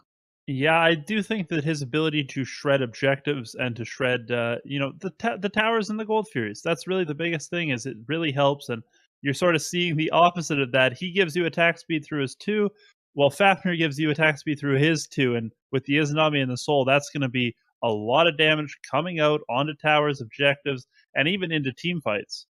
Yeah, I mean, right now, this is going to be very, very tough for the side of Miami, honestly, to kind of defend against any sieges that the side of New Jersey wants to pull. Bologna, though, she will be the next selection, so a dominant solo laner to kind of take into this matchup. Wouldn't be surprised if this Bologna pick leads to them starting to ban away some of the more aggressive solo laners like your Osiris's, Kukol, and already off the board. Yeah, you could absolutely do that. It would be very nice. Having that Bologna being able to bully is always a major. That's what you want. That's what you want is you want your Bologna to be big and powerful and get up into that level 20 range so that she can dive back. Also, Bologna being an anti-hunter warrior is going to be very good for Izanami and Soul. That disarm, wonderful. If Fafnir coerces one, Bologna can disarm and it sort of evens out there. So something to keep in mind, there is a bit of counterplay on that Bologna. I'm very surprised to see this tier ban come through when I talk about dominant solo laners. We haven't seen much of any tier, honestly, that just kind of throughout this entire season. Banning him away seems a little bit strange, but banning away the Thoth, that's just a guy that gets taken away a whole lot. Next ban comes through, and it will be Nemesis as well. Trying to keep those frontliners a little bit safer, trying to keep their protections online, but I was a little surprised that there's no solo lane bans. Well, I mean, the tier is a solo lane ban, just not the Well, usual one. yeah. It could be absolutely that they've seen this tier and they had an idea of what they wanted. I'm a little surprised that the Erlang didn't get banned out. We generally see Erlang paired with Fafnir. Uh, Although with the nerfs to him, I could see him falling a little out of favor with the solo laners. Although I still do believe he's quite strong. Yeah, Erlong shouldn't be going away entirely, but just not Yeah, quite the selection that so far any team wants to make here. But wouldn't it be yeah, surprised me that all those picks still available? And another pick available is this Hell, which is currently being hovered over. A healer going into this lineup could be a little interesting. Swap it over to the Morgan, though. They're spending quite a bit of time thinking about it. yeah. They're definitely making some considerations. Maybe messing with the other team's head a little bit. Showing them some options that they're thinking about, and then might go completely off the board. It's all a mind game. The game starts before the game even starts, right? So that could be what you're seeing here. Yeah, absolutely. And Hell still being looked at now. I mean, in all honesty, I don't hate the Hell pick in this election. Healers, you can only pick them honestly into certain lineups and with certain lineups and instantly snap pick that Erlong that you were mentioning. And the Odin as well. They knew exactly what they wanted. And honestly, I was going to say you can only pick with certain lineups into certain lineups. The team that they've got, pretty good. Odin, that's going to throw a big wrench into their plans. Yeah, that's such a good pickup, especially into that hell, into that Hachiman. So, those aren't going to be able to escape. Bologna has to ult out. Ganesh can dash through the walls. That is an important thing to Ooh. remember, is Ganesh can jump through. A Willix being hovered, she was recently nerfed, which a lot of people thought was unneeded. It's getting picked up. Getting picked up here, but looking at the enemy team, you've got the jump from Odin, you've got the jump from Fafnir, and notably Izanami, well, that's a jump. So hey, guess what? Yeah. Awilish can still just pull you in and just shred you down with the rest of the team here. I mean, once she gets in close, Hachiman and Hell raining in damage upon her. I mean, that's going to be Izanami is not a tank. She's not going to survive that. Yeah, absolutely. That's definitely a good thing to take note of, and I'll be interested to see, how much pressure they can get out. A Willix will be a good early game jungler, so could negate some of how good Odin will be, assumedly the jungler on the side of New Jersey.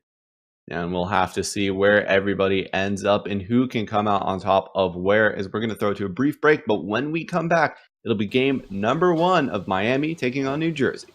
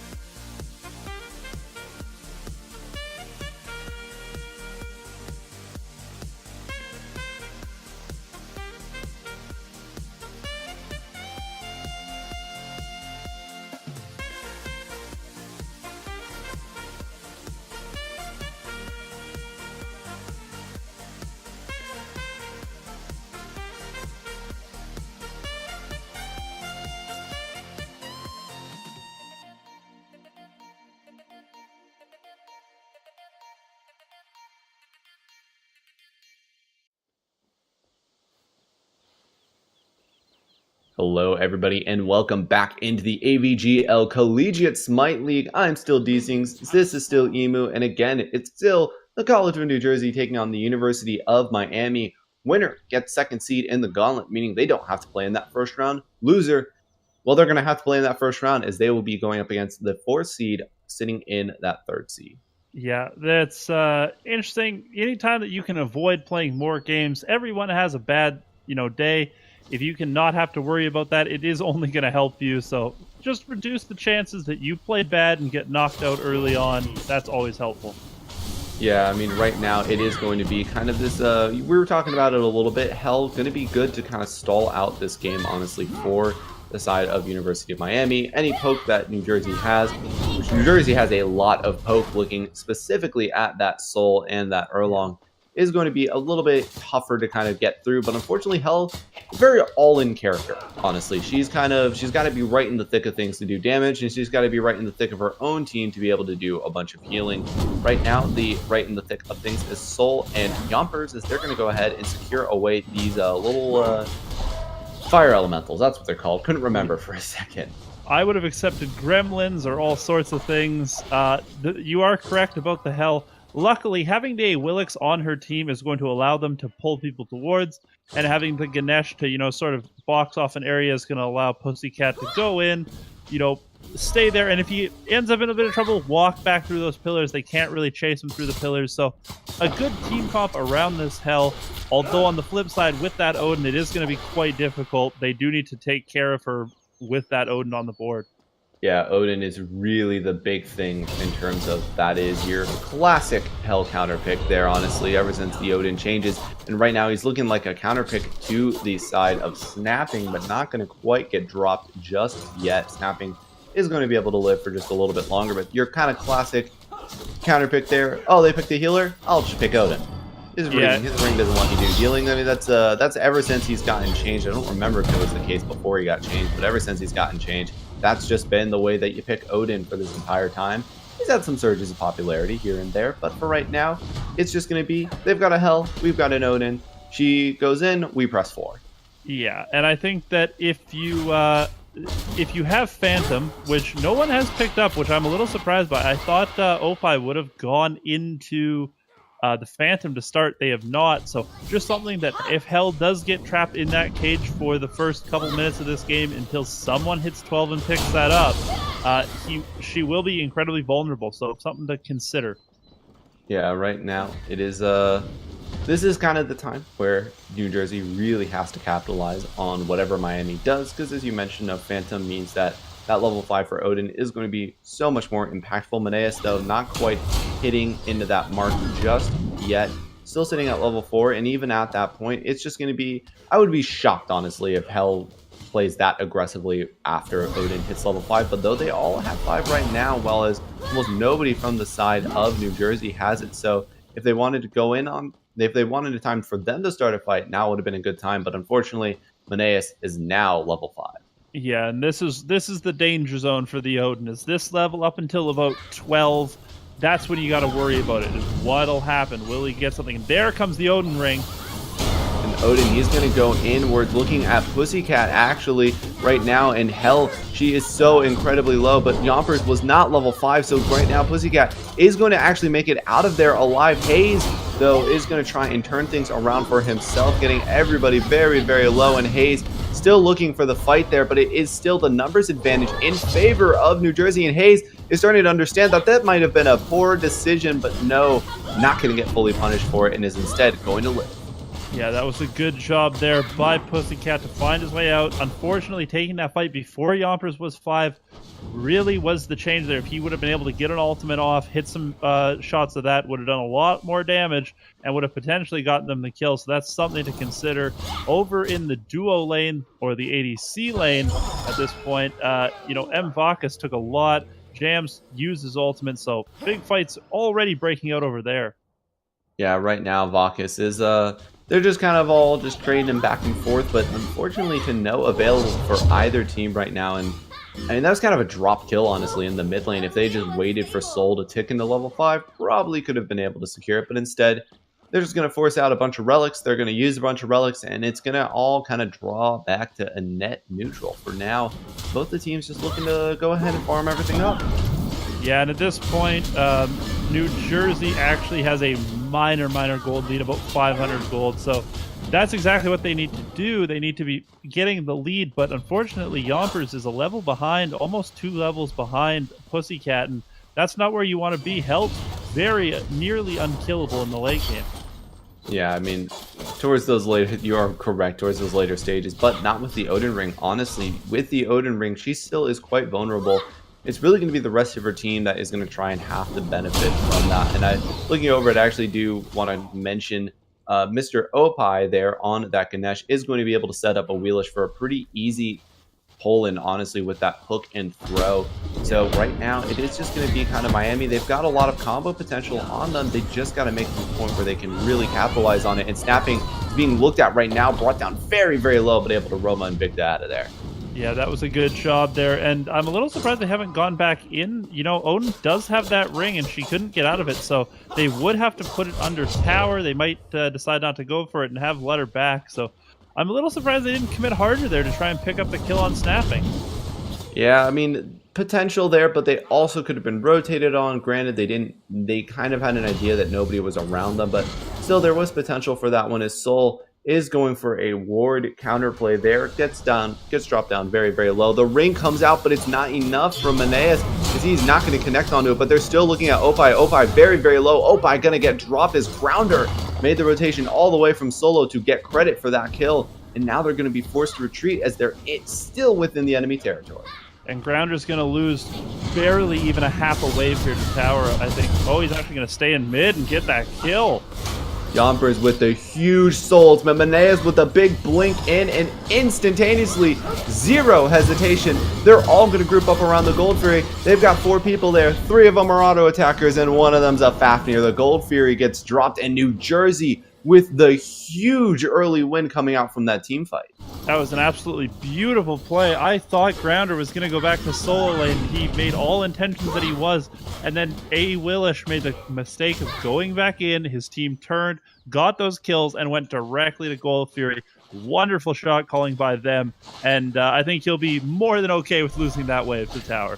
Yeah, 1 wave to tower. Gold Fury plus 2 kills for his team. Sounds a bit worthwhile for him, honestly. Well, he was only a part of one of the kills that was picked up there in that one, but still very, very good. And snapping, he is gonna feel the wrath of that spear right now. This is currently University of Miami. They're sitting at a deficit, 2,000 gold, 1,500 experience. 2,000 gold.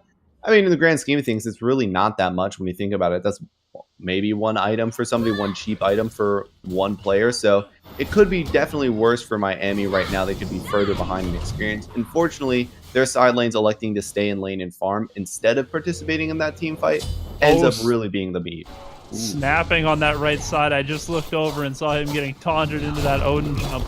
Unfortunate. Snapping's now having a really tough time because Grounder rotated, got that Gladiator shield online, isn't able to box him at all, and now they could be looking to go on Hayes. And Hayes is brought down very, very low. The slow, the ring, the ohm, it doesn't matter. Grounder going to go ahead and put Hayes, honestly, 6 feet under. So he is going to be the one in trouble now. Pussycat is in the mid lane kind of by himself, but not too concerned as he is not really in any immediate danger. Opie also running away now as Grounder is just making sure that everybody is aware he is very, very far ahead and ready to fight. This New Jersey team is doing a very good job of aggressing constantly. Bacchus, although now might be in a bit of trouble. Yeah, Bacchus is running away at this point in time. He's very low, but the hell one not good enough thanks to that sprint. Gonna go ahead and make it out of there alive for the time being, and swapping on over with that Aussie as well. Aussie proc going through. Bacchus gonna go ahead and be able to heal up. And Aussie, this is not an item that we've seen a lot of recently, thanks to the side of really Devo's gauntlets being more popular than anything else. I mean, why elect to go for the Aussie here over Devo's? It is an interesting pickup. Normally you will see that Devil's Glove. The only thing I can think of is the extra attack speed that it gives you, and it being so much cheaper allows you to get some other items prioritized, whether it be crit or whatever you want to go into. I've always liked the Devil Gloves personally, but Asai, especially with that passive, isn't a bad thing, and you'll get a lot of additional lifesteal if you fall below that 35% threshold. Yeah, honestly, not the worst situation in the world for Mr. Bacchus there. But, I mean, Devil's Gloves is complete for Jams, so if he can get that stacked up, it is going to definitely be a bigger a bigger boon for him in the later stages of the game. But Bacchus getting that extra attack speed, never the worst situation in the world. A portal demon, that's also a pretty good situation, as that is currently where Miami is looking. And it doesn't seem as, or it's currently where New Jersey is looking. It doesn't seem as though Miami have quite realized it. Now they will, and now they'll go ahead and go for it. And it gets stolen away by Miami. They secure it because New Jersey, everybody disengaged for the team fight, but it wasn't enough there. Meneas chasing down Hayes the best that he can, but recognizes the jump is up, does not use the Odin ring, so instead it is just going to go ahead and be the clean disengage. New Jersey, they lose everything, honestly, in that one. They don't drop any kills, but the only thing taken in that fight was the Portal Demon, which went to Miami.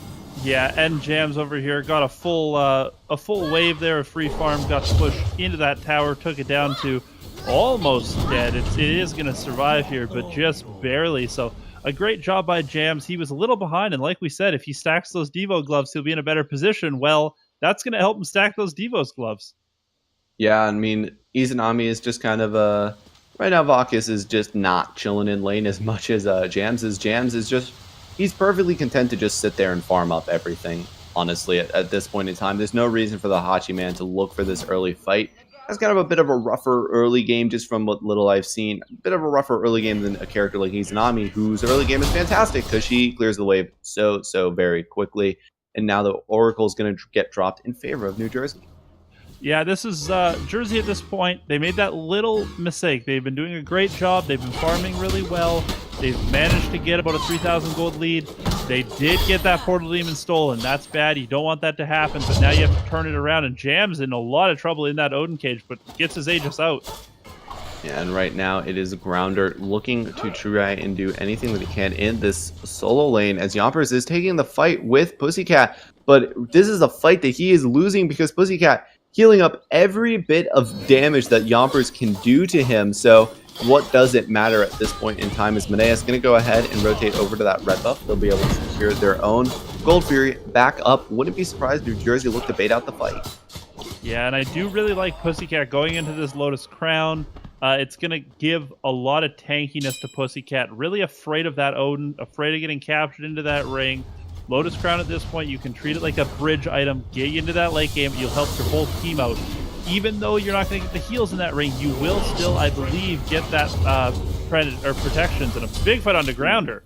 Grounder goes in just a little too deep, gets thrown up, pulled in, and brought down. Pussycat credited for that one off the assist of everybody else, and now the Gold Fury gonna get started up here as they're looking to go ahead and finish this one out. Gold Fury is being brought down currently to 50% HP, but Miami, they're the team with a clear line to it. Meneas, he goes into the back line, but Meneas, he gets blown up. The Odin Ring does still come down, though, and Hayes, he's the one in trouble. Fortunately, he can jump out of the Odin Ring. Hell, still not in the ring, so she's just healing up her team. Everybody forced to run away as New Jersey gonna go ahead and drop this team fight big time. Miami with a huge win, as right now Opie good enough to make sure that they just cannot get into this Gold Fury. Yeah, doing a good job of keeping them zoned out there, and Bacchus needs to make a rotation. He can't get through though. Oh, he did! Bacchus steals the Gold Fury, and now he's forced to run away, but the Bede's age is good enough to keep him alive for a second. But NA can't secure objectives, as Miami, they are going to go ahead and get the Gold Fury stolen away from them. And now it's going to be New Jersey with a big win for them. Still lose a lot of members, but at the end of the day, they get the Gold Fury. That was fantastic. I did not think that he got that, and then New Jersey has gotten the Gold Fury, popped up on my screen. I was so excited for him. Good job on Bacchus there to get that. Yes, he did die. Yes, he did burn beads and Aegis, which might be a little bit of a misplay. Should have just accepted his death, perhaps, but great job by him. And really, I mean, keeping his team in, keeping that gold lead. That's a very good job on him to keep his team in the gold lead at this point. Yeah, I mean, looking over at the graphs, gold lead is still going to be in their favor, but the experience lead is tipping in favor of Miami. And for right now, that experience lead going to be a bigger deal than that gold lead will be, with, of course, obviously nobody hitting level 20 quite yet. And the fact that really 2,500 gold, again, it's one item on one person. It doesn't end up being the biggest difference in the world for the time being. So it's really going to be XP that you want to be ahead in, which right now Miami is capitalizing on quite well. But this hell is just being such a problem for the boys of New Jersey. And I'm looking over at their lineup here. and I don't see any anti-heal coming out other than that Odin Ring.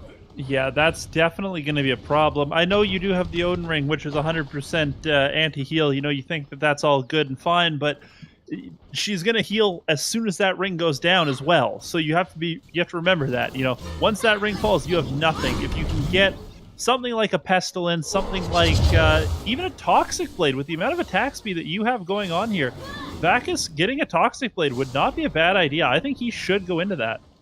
Yeah, I mean, Vaka's going into a Toxic Blade, or how about Grounder going into a Toxic Blade? I think that would honestly be good as well.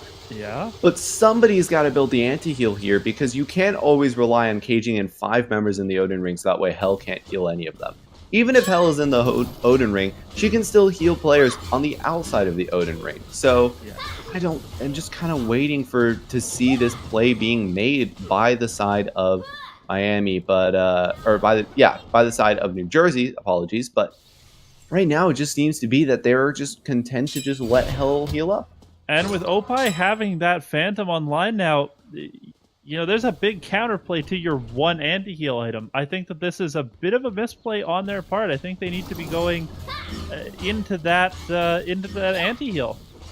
Yeah, I mean, again, tale as old as time. People build healing. People don't build anti-healing. People blink in as Odin and look for the engagement here. Pussycat is stuck inside of this Odin ring right now, but the Phantom is now available. Hayes, unfortunately, it's not quite enough for him. He's going to fall for the first kill of this engagement. Now fighting it out in a 5v4. Currently, Miami, they're sitting at a player deficit, but New Jersey still got to be careful because Pussycat is still alive on that Hell, and Meneas is lurking around here trying to jump in and do what he can. Pussycat is getting dropped down very, very low, but it doesn't matter for right now. He will be able to make it out of this engagement alive. Snapping, though, he is going to fight it out against all of the members there. Thorns pop, but it doesn't matter. Snapping drops to the grave.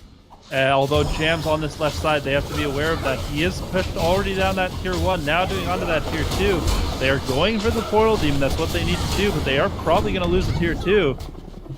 Yeah, Portal Demon does get dropped in their favor. Grounder looking at Pussycat, but Grounder, he cannot deal with Pussycat. Yompers has made the rotation as well. Opie is here to try and play keeper a little bit, but the Dragon D transformation was good. Grounder, he tried to back, but Hayes blinks in and finishes him off. Meneas now, he's going to ring in 3, but that's more of a disengage than anything else. No Phantom. Everybody will be able to run away, except for the poor tier 2 tower on the left side of the map, where Jams is able to secure it.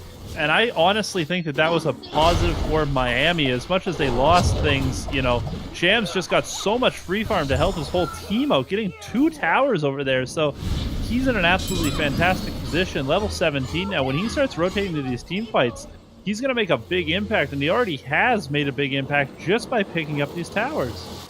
Yeah, I mean, Jams has just been free farming this whole time. And guess what? When your opponent isn't there, that free farm turns into free tower farm. And you brought up the attack speed stim in both sets that we've seen Hachiman being played. And right there, really, really putting it to use. As now, for the current time being, New Jersey still sitting up in gold, but if only about 700. Meanwhile, it's 3,500 experience in favor of New Jersey. So Miami, they're holding out pretty well. And I'm seeing what might be the first sign of anti-heal, a Silver Talisman that could turn into a Pestilence on Grounder. Not enough, but at least it's something. It's a step in the right direction. That's really what they need.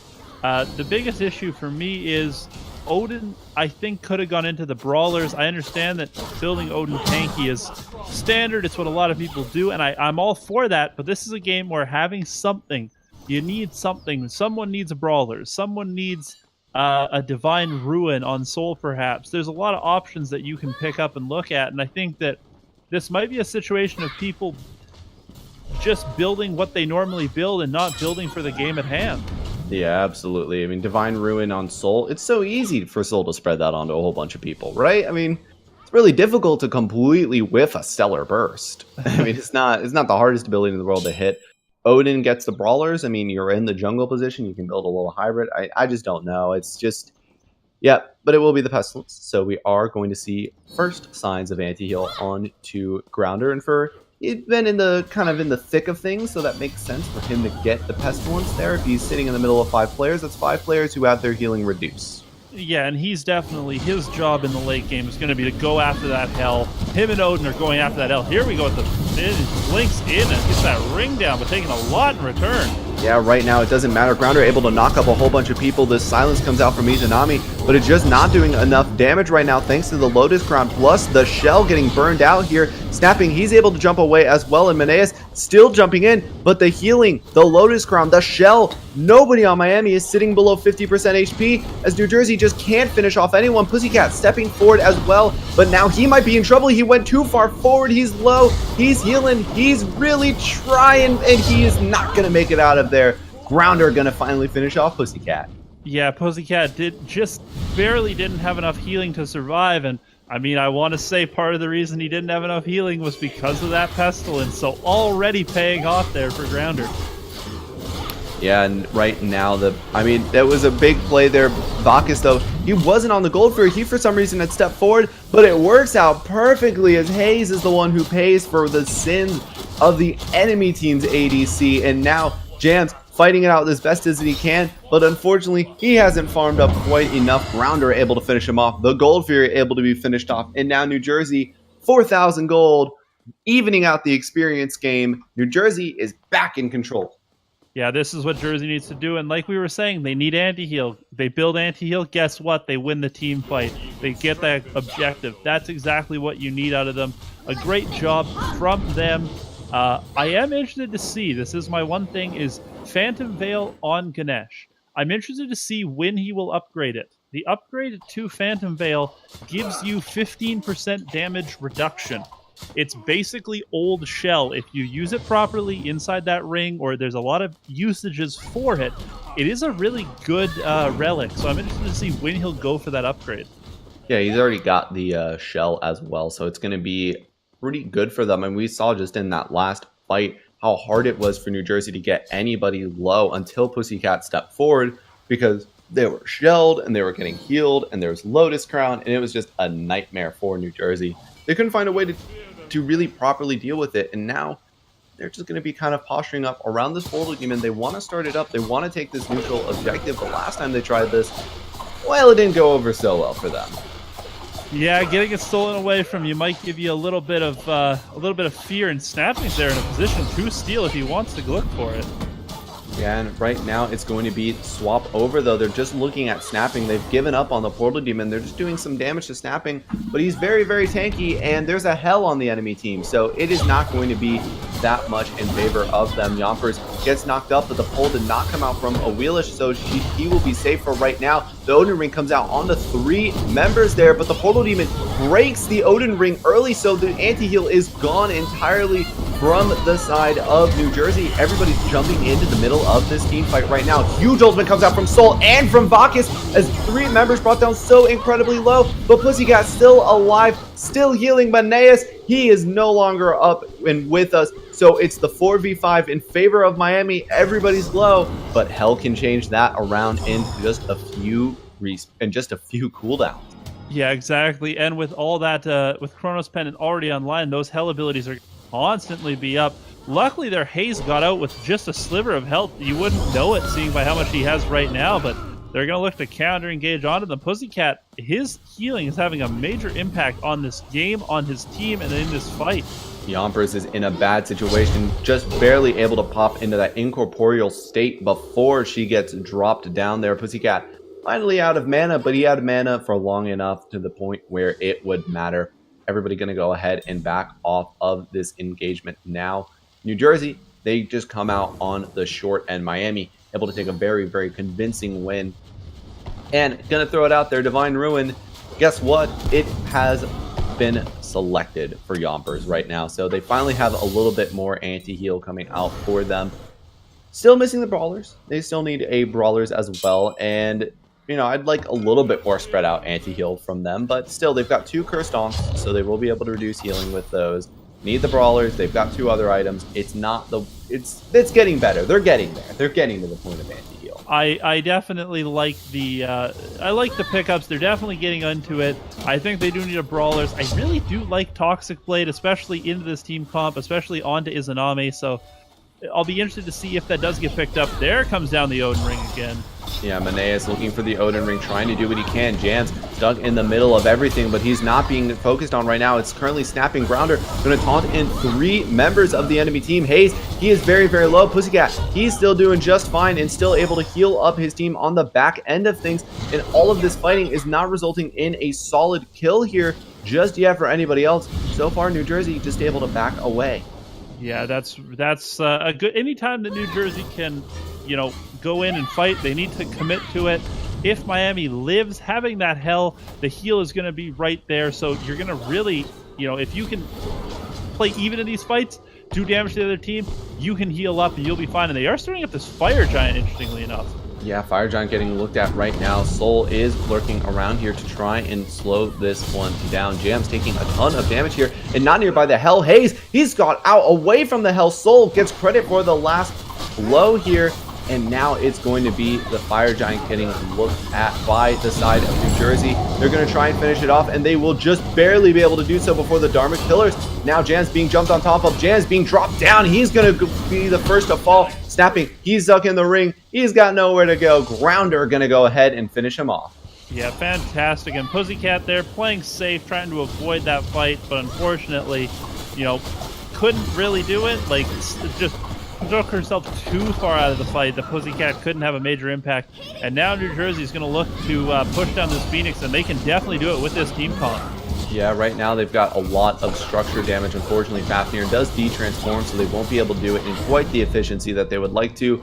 But hey, you take off 1 second from the 4. You take off, it's 4 seconds instead of 3 seconds. That's essentially what that one ends up boiling down to. So, not the worst situation in the world for the boys on New Jersey. They've got the Fire Giant. They've got one. They've got, kind of this pseudo-sustained matchup against that Hell just a little bit. But still, Pussycat, I'm going to swap on over and take a look at player healing as soon as I remember which found it. It's F3, just in case anybody was also as confused as I was. 16,000 player healing already for Pussycat. They're going to have to really, honestly, I feel like New Jersey has to end this game quickly or else they'll just be in a world of hurt. Yeah, that's definitely going to happen. At this point, so much healing coming out of that Hell. I know they're itemizing for it. I know that. I said that was important. And it is. But at some point, Pussycat is going to become a monster and is not only going to, drag this game out for a long time, make these engagements take forever, but it's really going to give her team an option to, chip away at the enemy team. At this point, I think what New Jersey needs to do is take down those left-handed towers. You need to get those towers, get as much gold as you can, set up for the next Fire Giant. Yeah, they still are looking for more items, and it appears as though Brawlers is just not going to be in the work for the side of New Jersey. Looking over it, everybody's pretty much building their 6th item at this point in time, except, well, no, everybody is building their 6th item right now. If they haven't built it already, the tier 2 tower in the mid lane, it was gone before we knew it. So that one is going to go ahead and be the next look for New Jersey. They're going to go ahead and rotate on over to this tier 1 on the left side. I think this is absolutely the right call here. You get these towers down. Once these towers are down, you can set up, steal things away, set up your ward network around that Fire Giant. This isn't the Fire Giant you win off of. I'll say this all the time. You win off of the next one. The next one's when you go for these Phoenixes. They already have the Phoenix down. They got gifted that one. Beautiful job. At this point, back by set up for that Fire Giant. Now everybody's going to go ahead and back to base for the side of New Jersey. Spend what they got, go ahead and build their 6th item. And no, actually I do see now it's it's Soul that doesn't have that is not currently working on her 6th item. So she will be the last one to the party. No surprise, mage builds are really expensive. Like mage items cost a lot of money. Yeah, and this last item that it's pretty clear she's going into is going to be Rada Tahuti, so definitely one of the most expensive mage items. So it's going to take her a little while to finish that, but going to hit very hard when she finally does get it finished up.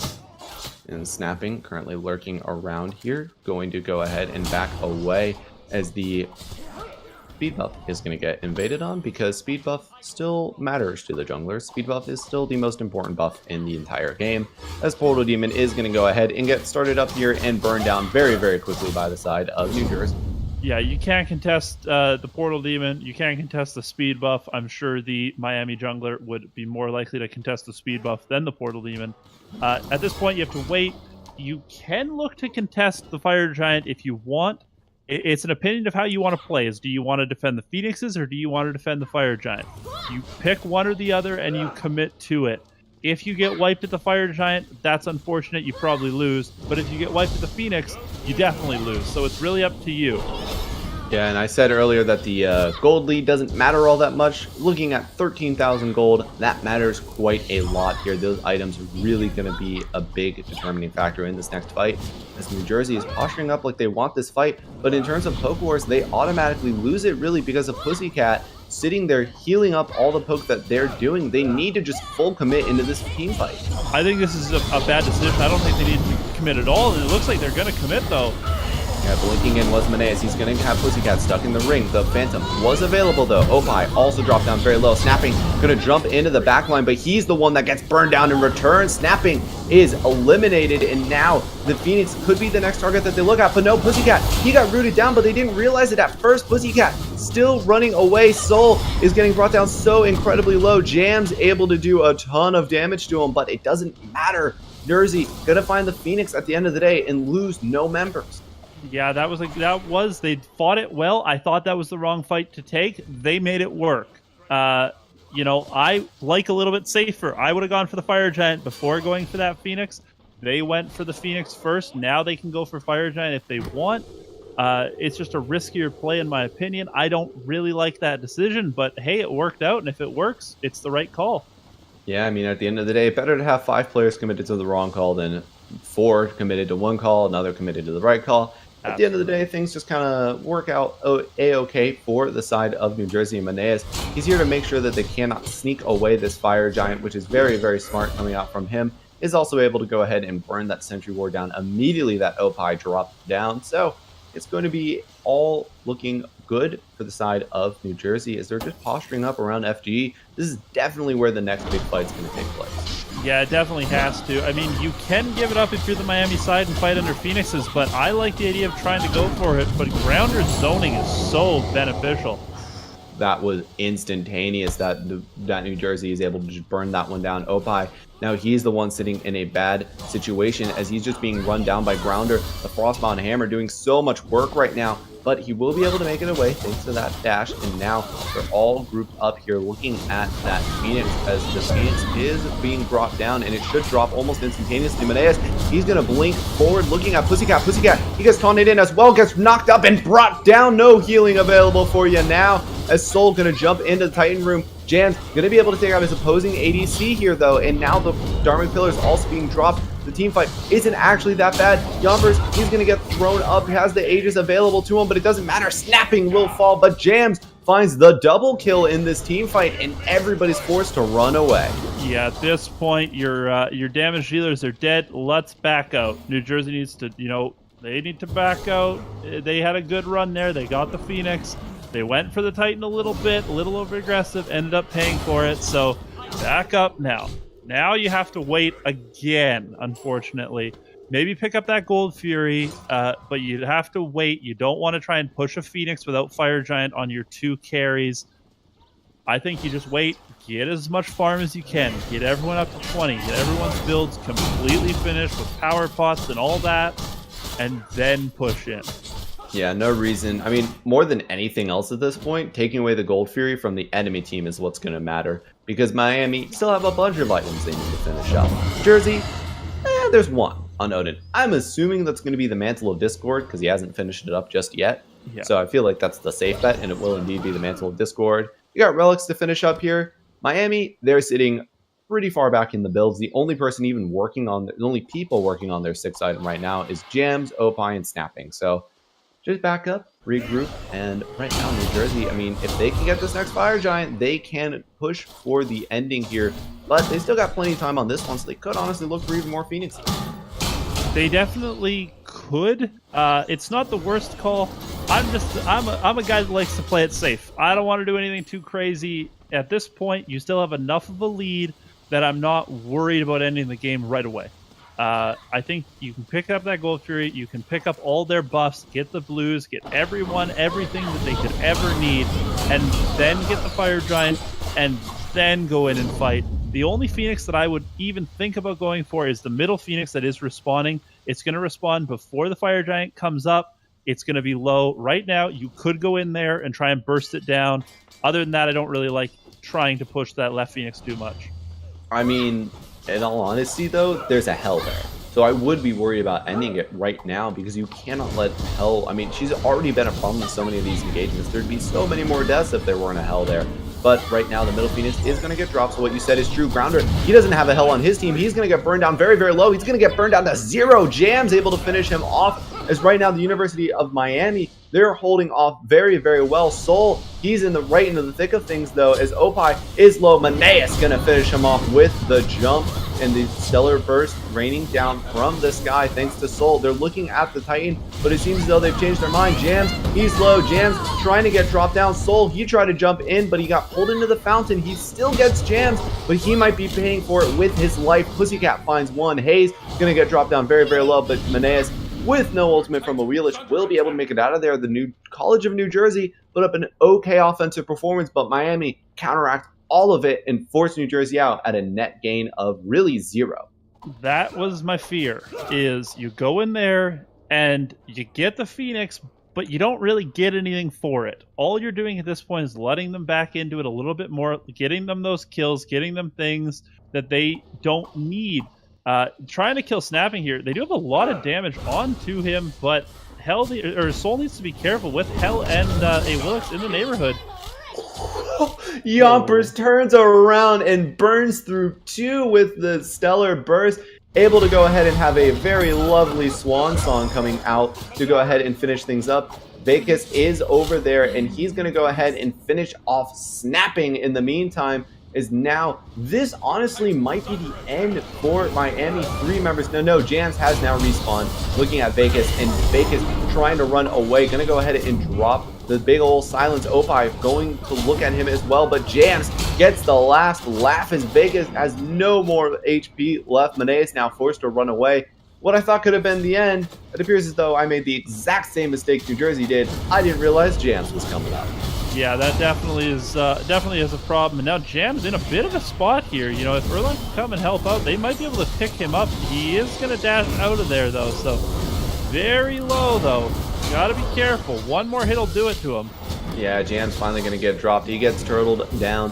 Opie is now in a little bit of trouble, but the Phoenix should go ahead and fall here. Miami, they're going to have 3 Phoenixes down. The Fire Giant is up. Wouldn't be shocked if New Jersey elect to go for that one as their first play, as their next play here, and then push for the end. But it appears as though everybody for right now, they're backing up, and it seemed like Miami might be trying to chase, but they realized, hey, that's not a good idea.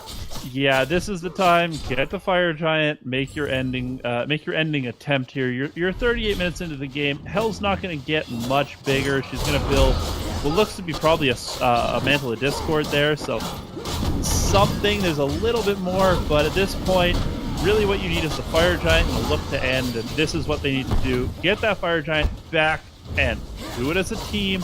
Do it with purpose. Aim for your goal. Phantom also still down for the side of Miami. Down for 80 seconds, so they need to go ahead and make the push for that one now, honestly. If they can get it before that Phantom comes back up, there's only one blink, ring, finish off the Hell. That's going to be huge, and it's going to matter so much right now for the side of New Jersey, because Hell is really Miami's only way back into this game. You live and die by it. Either she's going to do a whole bunch of healing and really be that big thing, or she's going to get focused down and it's just going to be a useless character having a team fight. It's really one or the other so many times. Middle Phoenix is being set to respawn here, so New Jersey, that's going to be their first focus.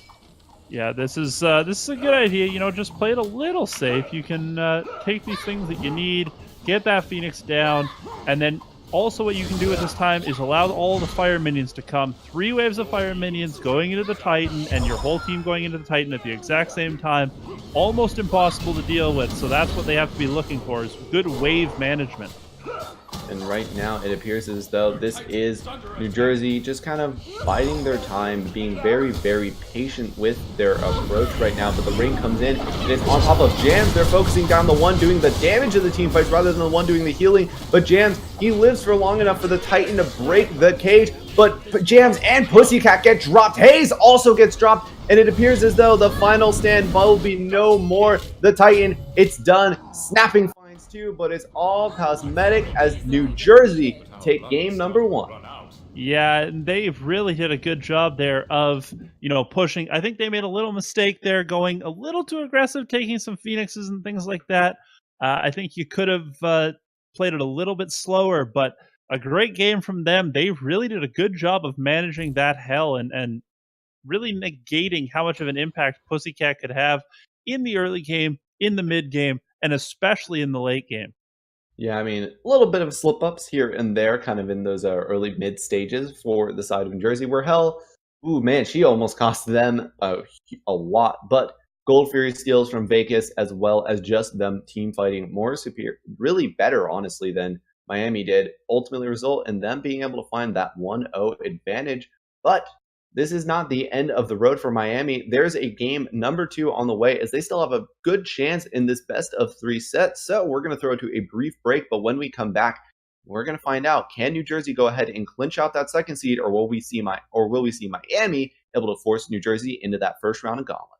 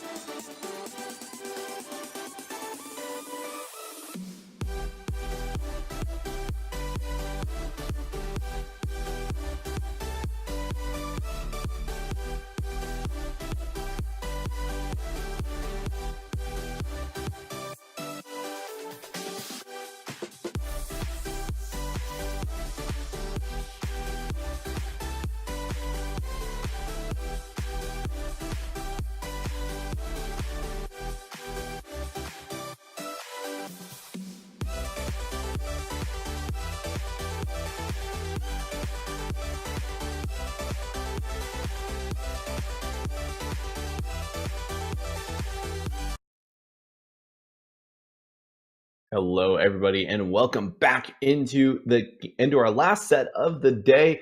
University of Miami is currently taking on the College of New Jersey. In New Jersey, well, they've got a 1-0 lead right now, so Miami have to win the next two if they want that second seed. But for New Jersey, they just need one more. I'm still D-Sinks. With me is still Emu, and without us is going to be Erlong and RDO. Yeah, I think that's a good pickup there. They really get rid of that Erlong. He had a big impact in that last game. Grounder was very annoying to deal with on that god. Really get rid of that potential Erlong, and you do leave open some things here. I'm interested to see where they're going to go. RTO, standard ban. I think she's banned every single game. Yeah, pretty much. I mean, we rarely see RDO get the opportunity to make it through. So now the question is really, is the side? Honestly, I wouldn't be shocked if College of New Jersey elect to ban away the hell. I know that they still won, but that was such a problem child for them. I wouldn't be shocked if they're like, you know what? Maybe not this time. Maybe this time we just go ahead and leave it be. Soul, though, Yompers had a fantastic game on Soul last time around, so they're going to go ahead and take that away from them. It wouldn't surprise me either. Hell's just an annoying god to deal with in general. Yes, they did play around her greatly, but you don't want to leave that open. I think they're going to wait and see if the Miami side is going to ban out Odin. If they can get Odin into that Hell, I think they're going to be okay leaving it open. Although, with all these different bans coming out, Jin is the first overall pick here, and he's pretty good. Raijin making Hell less likely to come out, but in that mid lane position, a very dominant player, or very dominant character, I should say. So going to be the first pick here, not terribly surprising. Raijin is going to have a ton of burst damage. I mean, we saw earlier Osoth and Pakam technically on this character just ripping through everybody. Osiris, though, going to be the first selection, as well as Ratatasker. So you lose one bully solo laner, you take another. Osiris being on the board and Ratatasker just give Meneas honestly even more of a presence this game than he was able to have last game. Yeah, that's exactly what you want. Ratatosker, we've seen him coming down from the sky, does such an impact, especially onto someone like Raijin, where he can just show up and kill you and, do some things, interrupt your dash and stuff like that. So really an annoying god to deal with. On the flip side, Raijin, with those quality of life changes, as they were called, makes him pretty much impossible to miss his abilities. So I think we're going to see a good game from Pussycat on him. He does a lot of damage if you can get him to that stage. And Pussycat, we saw him getting focused when he was playing Hell. The entire team was looking for him, and he still had a great game. He still did well. So we'll see if he can do well on a true damage mage like Raijin. Yeah, and now Geb and Nemesis, the next two selections coming out from the side of the U.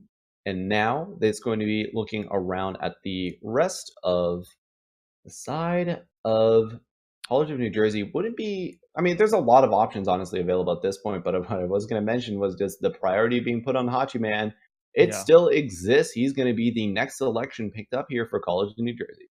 Yeah, and Vakas really is, he's definitely like that god. A lot of people have, in the last game he went into the Izanami. Izanami's banned out now, so very interesting. I do like this Miami team.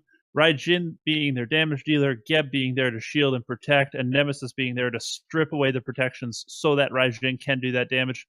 I like what they're going for. I think they have a team comp in mind here. We're going to see how it'll work, but I can see the thought process behind it.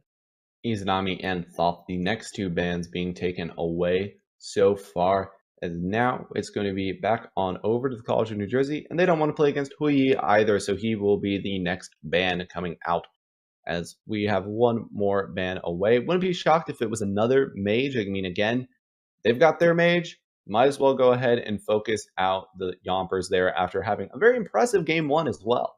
Yeah, and Vakas in the last game went for, the Izanami. Now he's taken away Jams' Hachiman, really making it difficult on Jams. Jams is going to have to go into something a little bit deeper down the tier list, perhaps. There's still a lot of decent hunters. Jingwei comes to mind. Rom is still very strong. So there are options there with Hou-Yi and Izanami banned out. So he's not going to be completely at a loss for what to play, but just a little bit. He has to go a little deeper into the God pool, perhaps. Yeah, and right now, Grounder is next up. Just to make the pick here, though, his god is already on the table. Osiris. Well, I mean, that could still go jungle, but with Ratatasker, I really doubt that. I would imagine it's just going to be Meneas taking that Ratatasker. Grounder is going to have that Osiris. Terra being hovered over, though, and that would definitely go over the way of Soul if she were to be selected. Even despite her changes, she still is a very strong character as long as she has that global ultimate, able to help out the whole team. Really, really hard to just look at Terra and think, this god's bad. Yeah, I think she's definitely a god that some support players really like, is going to get locked in. So I think it's definitely a god that some support players really like. I know I personally love it. I know that players like Jeff Hindla still think it's amazing. It just does a very supportive support's job. And so if you're the type of player that wants to help your team out with Ganesh banned out and Geb already picked, not a bad pickup to go into the Terra. Hercules going to be the next selection here. So kind of trading out a ultra aggressive style, kind of this character that can be the man mountain, the character that can cause a lot of problems for every single player. Just pull and push for him, as well as that boulder doing a ton of damage. And Cupid going to be the next selection here. Honestly, didn't really expect that one for the boy of Jams. So he will be the current pick here. He's now looking over at the side of New Jersey. They're hovering on Ao Kwong. Now they're trolling. They're trolling. That happens. Cupid, interesting. I thought he was going to go. I said they banned out the Hou Yi and the Hachiman and the Izanami. He was going to go down the tier list. I didn't think he was going to go that far down the tier list. Although we have seen a lot of players play Cupid and do decently well. He has such a strong level 5 that you can do some things with Cupid. It is going to be difficult into Hachiman, who has a CC immune ult, so that's generally an issue. There's a lot of interesting mids being hovered, and Kukulkan is going to be the one that's finally locked in. Yeah, Kukulkan, not a character we see a ton of, but we have seen him more recently. Still a pretty strong farm. I mean, Kukulkan is still probably one of the safest farming mid laners in those early stages, just because you can full clear that wave so quickly. Diomper is going to go for him. Very different style to that Soul that he just played, but still, I mean, not many mages have the exact same playstyle as Soul, so it's going to be the lock-in here as all 10 lineups are solidified here. Yeah, I do like it. I like the idea behind that Kukulkan. There is a bit of setup on Terra. Terra did get that root removed, so that's a problem, but she still has those walls, and the slow is still very strong, so if Kukulkan can get some big ultimates, he's going to have a major impact on his team. The best benefit of it is Raijin is very slowed when he ults. Kukulkan has a nice counter matchup in that he can counter ult the Raijin ult, and there's nothing Raijin can do. There's a lot of damage coming his way, and he's not fast enough to move out of the way. Well, we're going to see if there's anything that the college or that the University of Miami can do to force this one to a game 3, as we're going to throw it to a brief break. But when we come back, it's going to be game number 2, the match point potentially for the College of New Jersey.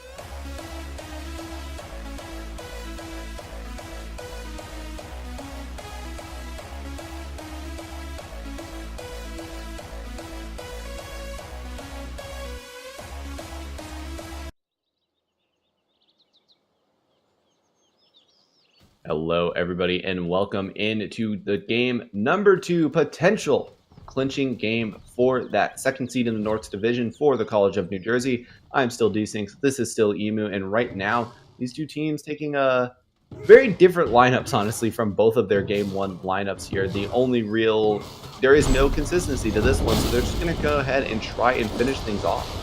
Yeah, I think it's going to be an interesting situation here of how you play this. It's going to be a completely different game from the first one, so we're going to see how both teams handle that difference. And already Vac is getting really low. Jam's putting a lot of pressure onto him already in this game.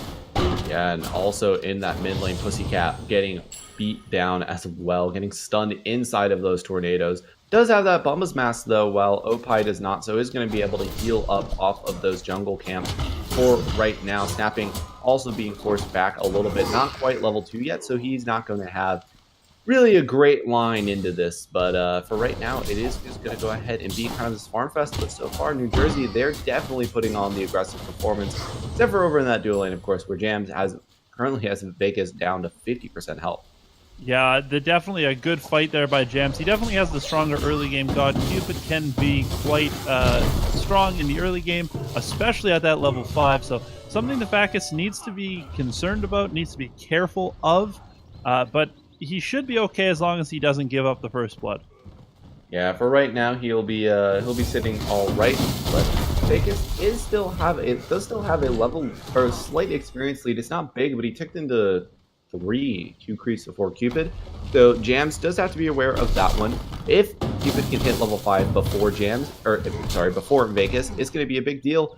But if not the other way around, then Vegas should be able to just kind of get out of dodge in terms of all of that damage being dropped down. But right now, I mean, no real aggression has been actually started. There's been only one invade attempt, and I believe it was, the successful invade on the speed buff. But other than that, it's just been everybody kind of farming up their own buffs. Yeah, and that's why you're seeing, just sort of a pretty even game so far. Both teams, it's still early, just doing some little things, doing what they can getting the experience in the farm where you can get it. Yompers on this Kukulkan is going to be really annoying to deal with at a certain point, so just something to be a little careful of. Ooh, Hayes getting brought down very, very low, stunned out by multiple members. Opie going for the fancy rollout trick, but it doesn't quite work, and Hayes is going to be able to live for right now, so no first blood being dropped down quite yet, but the quick stun combo from the Terra and the Ratatasker almost cost that jungler his life. Yeah, and Bacchus there getting that purple buff for his Terra, gets a little bit of a heal because he does have that Bumba's Mask, so nice things there for him. He's got a level up now on Jam, so does need to be a little careful, but with the beads and the ultimate, there you go. Cupid ults, he ults away. I was just about to say, that's what you're going to see in case that does occur. But Hachiman ultimate is a big deal. It's a very, very strong ultimate. So honestly, Jam trading out his ultimate for that ultimate for right now is probably still working out okay for him. And Jam is kind of safely clearing up. Vegas is putting in a bunch of damage, but for right now, it is going to be kind of this stalemate farm fest. Jams is, I mean, I don't really expect anything too crazy to happen in that duel lane for now. Yeah, really, Cupid is picked for his early aggression because of that CC immune ult that Hachiman has. You're not going to get it. I think that's actually a really poor decision there. I think Cupid just has a bad matchup there because there's really no kill potential for him. There is kill potential on the speed buff for College of New Jersey as they go ahead and steal that one away again. But in the mid lane, as Yompers being looked at here, Yompers does pop that Aegis to immune a bunch of the damage from Pussycat, and the Terra ultimate again is good enough to keep him alive. Pussycat now being jumped on top of by Meneas. Meneas dashing in, does land on that slow. The shell is now popped, and Pussycat should be able to make it out of there. So both mid lane mages brought down to critical health. But both mid lane mages have that Aegis, and they're going to go ahead and be able to get away. Soul wanted the fancy loop around the back kill, but does not quite find it. Meanwhile, though, Grounder does successfully invade that blue buff on the snapping. Yeah, Grounder's got 2 levels up on snapping now. He's so aggressive, getting all sorts of damage onto him, getting the real big lead over there. And Soul's coming over just to collect a little bit of that farm. Don't want Grounder to get too ahead, so you send your support over there to really, keep him in check. Yeah, and now it's going to be it's just going to be back to farming up. Left side of the map, Miami is looking okay. Right side of the map, what's happening is that what always happens with Osiris. Osiris is bullying the other person and is ahead. Yeah, a complete shocker, I'm sure. I do actually like the Swiftwing out of Hercules. He's, Snapping's had a little bit of a rough time. Gets that Swiftwing, and it's going to allow him to back to base and come back real fast. He knows he's not going to get his blue buff. He knows that's going to get stolen away. So a lot of opportunity there to back on that Hercules is going to be very helpful for him. Yeah, I mean, he's going to be forced back plenty of times, especially notably right now as he's getting jumped on top of by everybody. The sprint does get popped, but he's not healing up with those mitigate wounds, and Maneus is just able to put him in the ground with that one auto attack. Now Grounder able to successfully run away as well. Nobody traded out except for Pussycat, but except for Yompers, but Yompers able to trade that one right back. Pussycat got credit for the kill, but Yompers does find Hayes. Yeah, so that's a good job by Yompers there, getting Dove, so really able to, trade out evenly. The one thing we haven't talked about is the Hercules pick into the Osiris. Osiris's ultimate does remove healing, so that is going to be an issue. Snapping on that Hercules is going to need that heal because he cannot win fights without it, early especially, but even in the late game, he needs healing at all points to be effective, to be that big raid boss style Hercules that we've all, played against and hated. Osiris, as long as he can hit that ultimate on him, is going to completely take away that healing. So something to keep in mind, and it's a big advantage for Grounders, and I think that might have been a mistake picking that Hercules for snapping. Yeah, I just think that was kind of what snapping felt comfortable with at this point. We did see a lot of solo laners taken off the board, so at the end of the day, comfort is what matters more than anything else. In the last game, I mean, Grounder certainly didn't let snapping seem even remotely comfortable. Opie, he's being jumped on top of right now. The Raijin ultimate is good enough to keep him alive for right now, but Maneus, he's got the purification bead, so he is going to continue his aggression forward. Snapping also brought down very, very low by Grounder. So it's just going to be they're disengaged from everybody else, but a nice series of plays coming out there from everybody. And now Vegas is taking the 1v1 fight with Jams, and Jams brought down very, very low. But Cupid does have some sustain in his kit. It might not be enough as Vegas still trying to finish him off with those long-range shots. Yeah, those long-range shots are hard to hit, but if he gets a couple of them, he could bring down Jams. And Jams just seems to want to back up and not fight into it too much. Wait till he heals up, and then he might look to take the fight. So, interesting decision over there. Both hunters, both low, but now there's a fight in the right side a little bit. No, apparently they're just going to walk back, snapping, pushed under tower. Who ultimate from Yompers does not connect onto Opie, if only just, and he's going to be able to make it out of there A-okay. If that ultimate connects, the Opie is definitely going to drop, but for now, you will just go ahead and be able to do what Geb does and roll away from danger.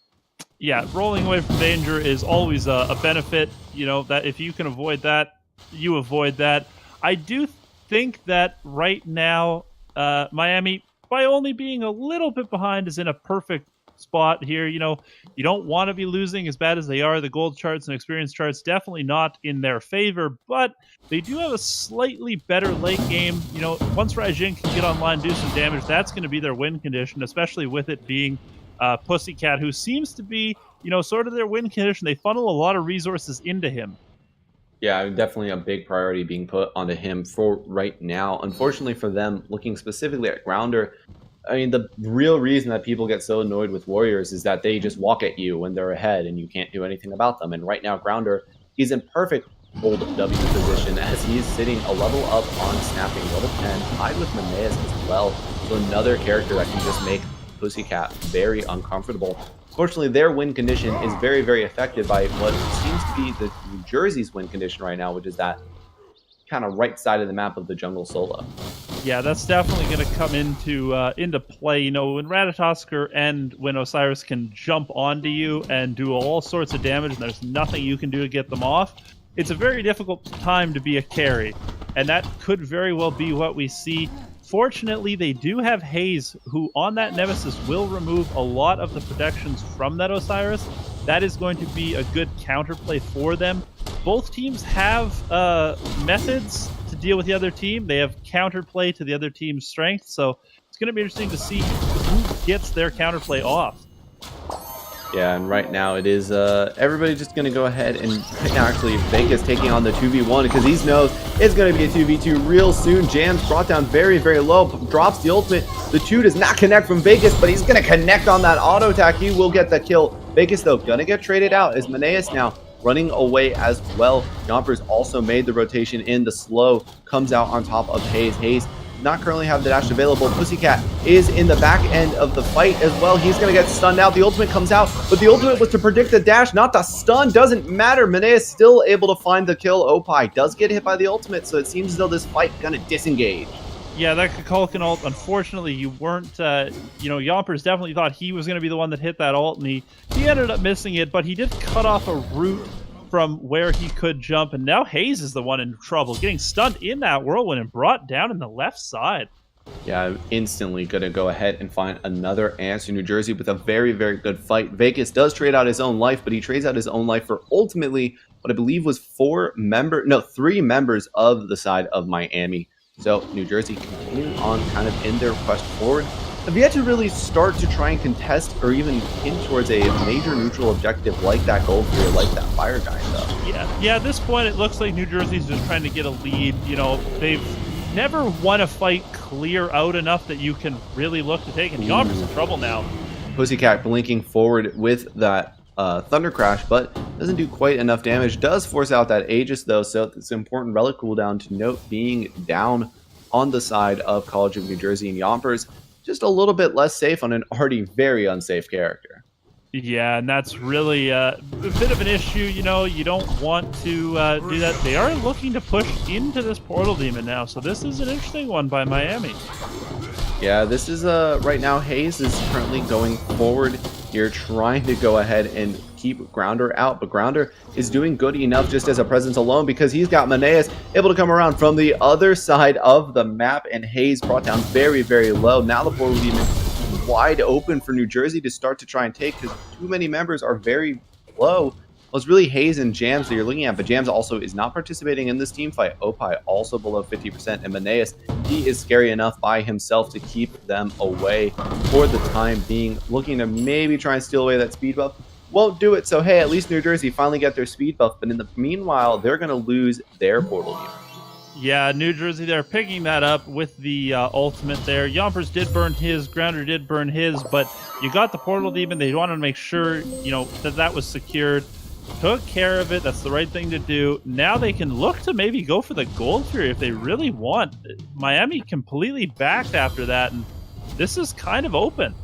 Well, they wanted the Portal Demon, or they wanted the Oracles actually, and Jams able to turn it around against Vegas, finds the kill there in that 1v1 situation. So now New Jersey really can't go for that Gold Fury, and so it's going to be in favor right now of Miami. They're going to go ahead and try and fight it out, but Maneas is just beating Hayes down, and Hayes just can't get into this fight. Yeah, and that's the right thing to do is, if you can take that jungler out and make them not able to get into the fight, that's what you want.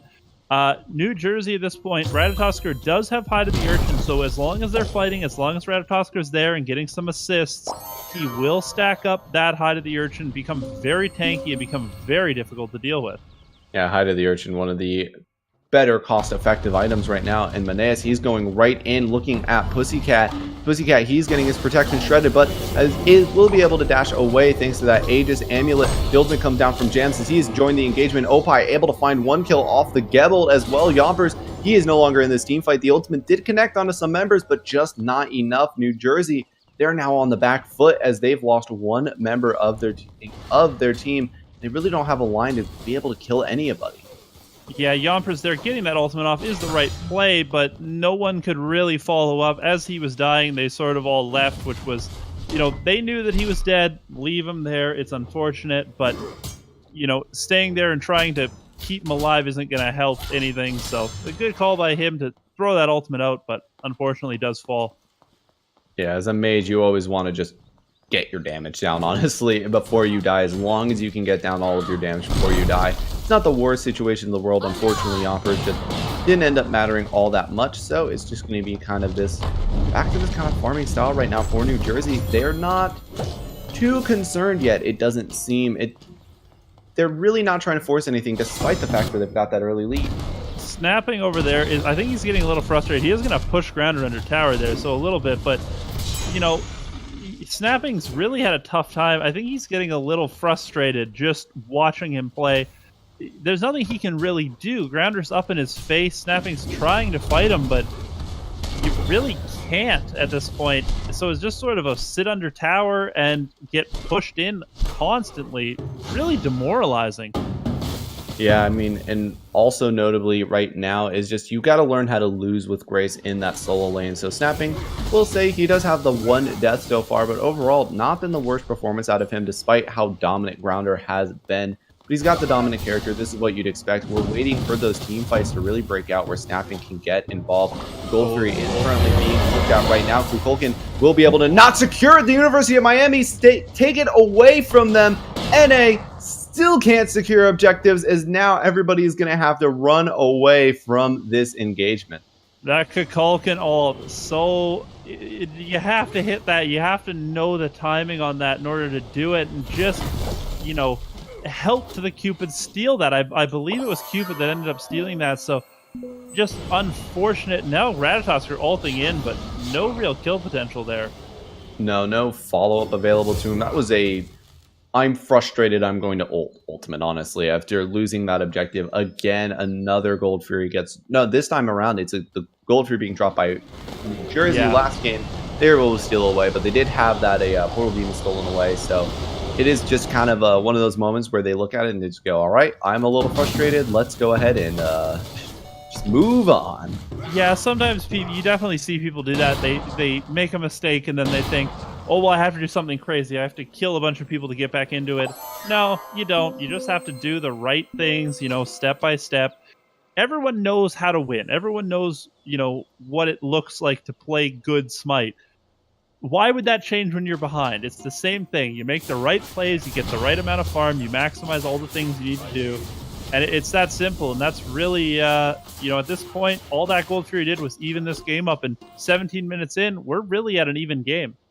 Yeah, I mean, right now, New Jersey, every advantage that they had, they honestly watched fall away from them. Sure, the Gold Fury got stolen, but they didn't pressure anything when they had the advantage. They just kind of were content to sit around, farm up their own buffs, and occasionally they'll look for a fight, but really they just never looked for all that much. They waited so long to even attempt the Gold Fury. So it's just going to be a mistake for New Jersey. They're definitely not. I mean, this is not the worst situation in the world. You said the edge might favor Miami slightly in the end game, but slightly. It's pretty close. Yeah, it definitely is. I mean, especially if a Kukulkan can hit 2 or 3 people with that ultimate. Any Kukulkan ult, if it hits people, changes the game. He can absolutely decimate people with that ultimate.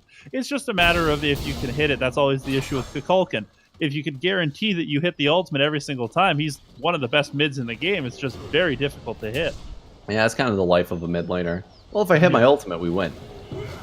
Well, exactly. But sometimes you miss your ultimate. Yeah. You know, sometimes life just doesn't treat you all that fairly. And right now for New Jersey, life is I mean, they still got that 1-game lead, so even if they do end up dropping this game, they do have another chance to come back into it. But for right now, I definitely don't think that they're too eager to play 3 games this night after winning the first one. So it's going to be the Portal Demon getting looked at now for New Jersey. They're starting it up. They're burning it down pretty effectively here. Manea is going to jump up into the air and look for Pussycat, who's gone over the wall and is banging on his drums. But Pussycat is in a lot of trouble, honestly. Meanwhile, the rest of the team fight. The ultimate from Kukulkan hits 4 members. Opie is low. The stun comes through in time. Vegas finds one. Grounder finds another one as the Portal Demon fight goes vastly in the favor of New Jersey. 4-man Kukulkan ultimate right now. Soul trying to get out of there as well. Hayes gave it his best go, but fighting out 2v1 is Grounder, and Grounder doesn't seem to have a care in the world about how many members are on top of him right now. The rest of the team rotating in as well. They could do the Fire Giant right here. I said that if Kukulkan hits his ult, they win. Guess what he did? He hit his ult, and he hit it big time. That was a great job by him. I think at this point, you know, you take that win. You could maybe go for the Fire Giant. I think that's a little risky at this point. Just back up, play it a little safe.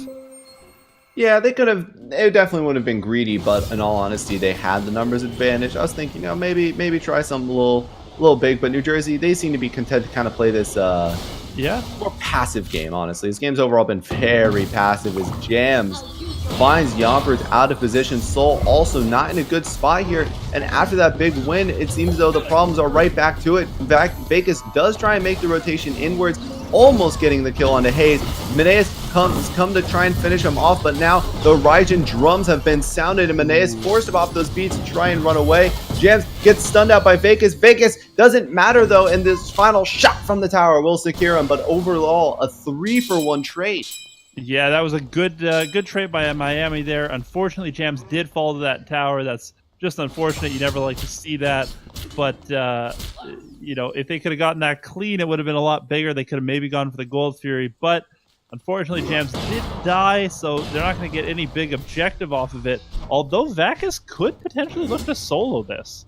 Yeah, the Gold Fury, I mean, he's got the Devos gloves this time around, so should be able to solo it, honestly, without much of a problem with that attack speed stim. But Opie was there, and he just says, hey, I know what you're doing. And Vegas just goes, okay. And they would just walk away. No harm, no foul. I'm trying to sneak this Gold Fury. I can see you're trying to sneak that Gold Fury. Ah, well, you got me. I'll leave it. But maybe going to go back to it now, so they're going to do the same thing over again, it looks like. Yeah, now the Gold Fury going to get started up again. But Opie is still there, just going to go ahead and keep him honest, really, more than anything else. That Gold Fury, they're just going to keep starting it up. But I like that play, honestly, just because we haven't seen this aggression from New Jersey up to this point in time. They've just been totally content to just sit there and let it happen. It's very sneaky aggression, too, right? It's like a kid trying to get away with his hand in the cookie jar. It's, hey, I'm doing this. If you show up, we're just going to leave. Yeah, we don't want to deal with anything. But if you don't show up, we're going to take the cookies. Everyone knows that, and they're continuing to do it, and finally peeled a ward on it that I think was showing them, and now they're fully committing, I think, here, and I don't think they're going to have time to show up. Right now, they're trying to finish this one off. New Jersey will be able to secure it. Opie, unfortunately, he blinks himself right into a Kukulkan ultimate, but the Cupid ultimate was huge on all of those members. Doesn't matter up to this point in time. Jams, he's in a world of trouble trying to run away. The Ratatasker ultimate will be able to chase him down, though, and the Gold Fury plus 2 kills drop in their favor. The ultimate from Tarrant gets popped because Grounder is also in a lot of trouble right here. No ultimate available for him, but he's running away so effectively thanks to that Terra ultimate. And now looking at the follow-up is Snapping, trying to finish him off. Snapping will be able to get it, but unfortunately, the Tier 1 has already fallen on the left side. The Tier 2 on the right side of the map, or the Tier 2 now being looked at here, and there's no way that Miami can even remotely contest this. 3 major objectives drop in favor of New Jersey in that fight, plus 2 kills, all in favor of Grounder, the only one traded out in those engagements. I feel like Grounder was probably laughing as they dove him under that Tier 1. He didn't care. His team was in left lane. They were taking things. Who cares if you die? Your stats look bad, but it doesn't matter. You're a winner, and that's really important. So I think he was more than happy to give up his life there to let his team completely obliterate that entire left lane. Yeah, right now I do think that, at this point in time, Grounder, he drew so much attention because, again, you brought it up, Snapping, just frustrated. So, hey, let's rotate 3 people. We can totally kill this guy. Yeah. Unfortunately, those 2 were not enough. They turned those kind of, I'm going to sneak the Gold Fury into, we just killed the Gold Fury. And in New Jersey, Miami, no answer. Yeah, and that's exactly it. Is they didn't even sneak the Gold Fury. They just blatantly did it.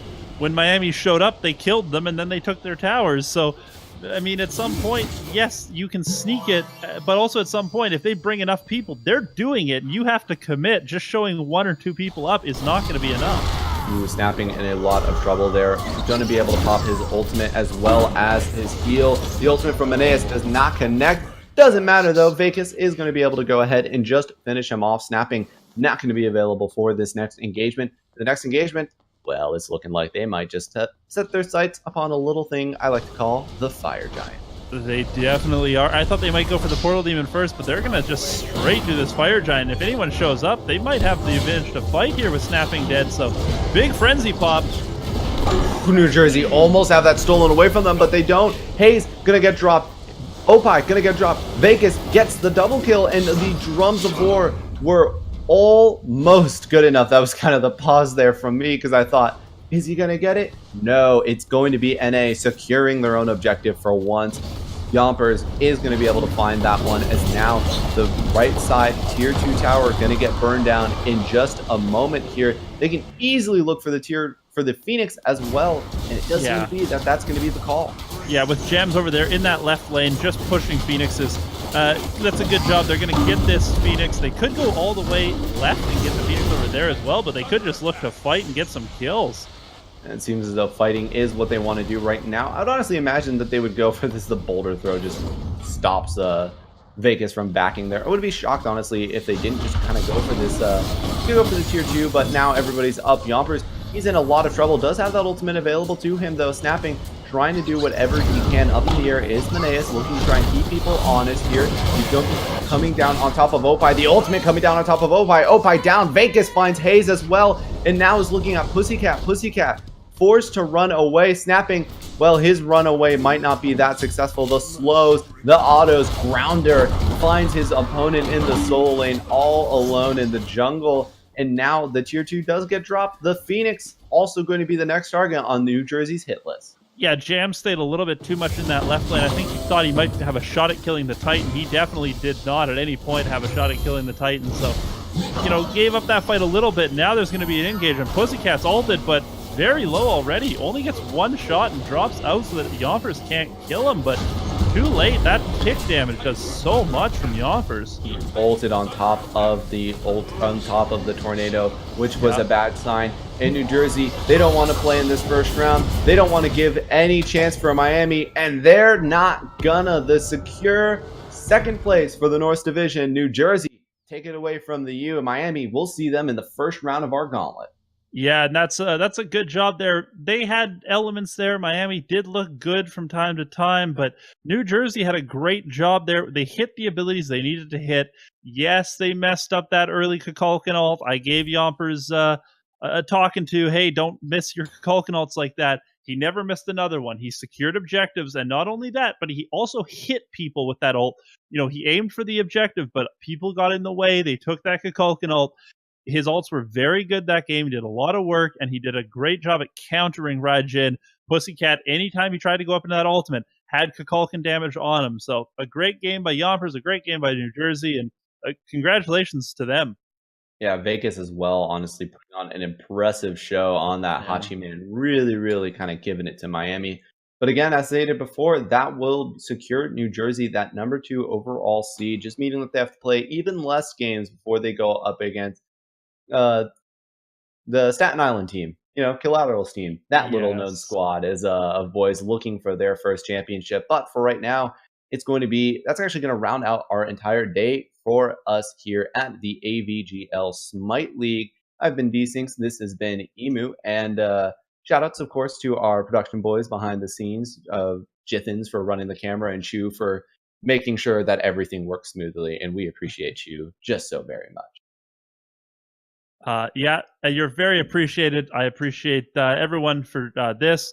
That's it for us. We will be back on Sunday, I believe, is our next day. So stay tuned and it'll be tomorrow night. Sorry, I'm completely wrong. It'll be tomorrow night. So come back and check us out then.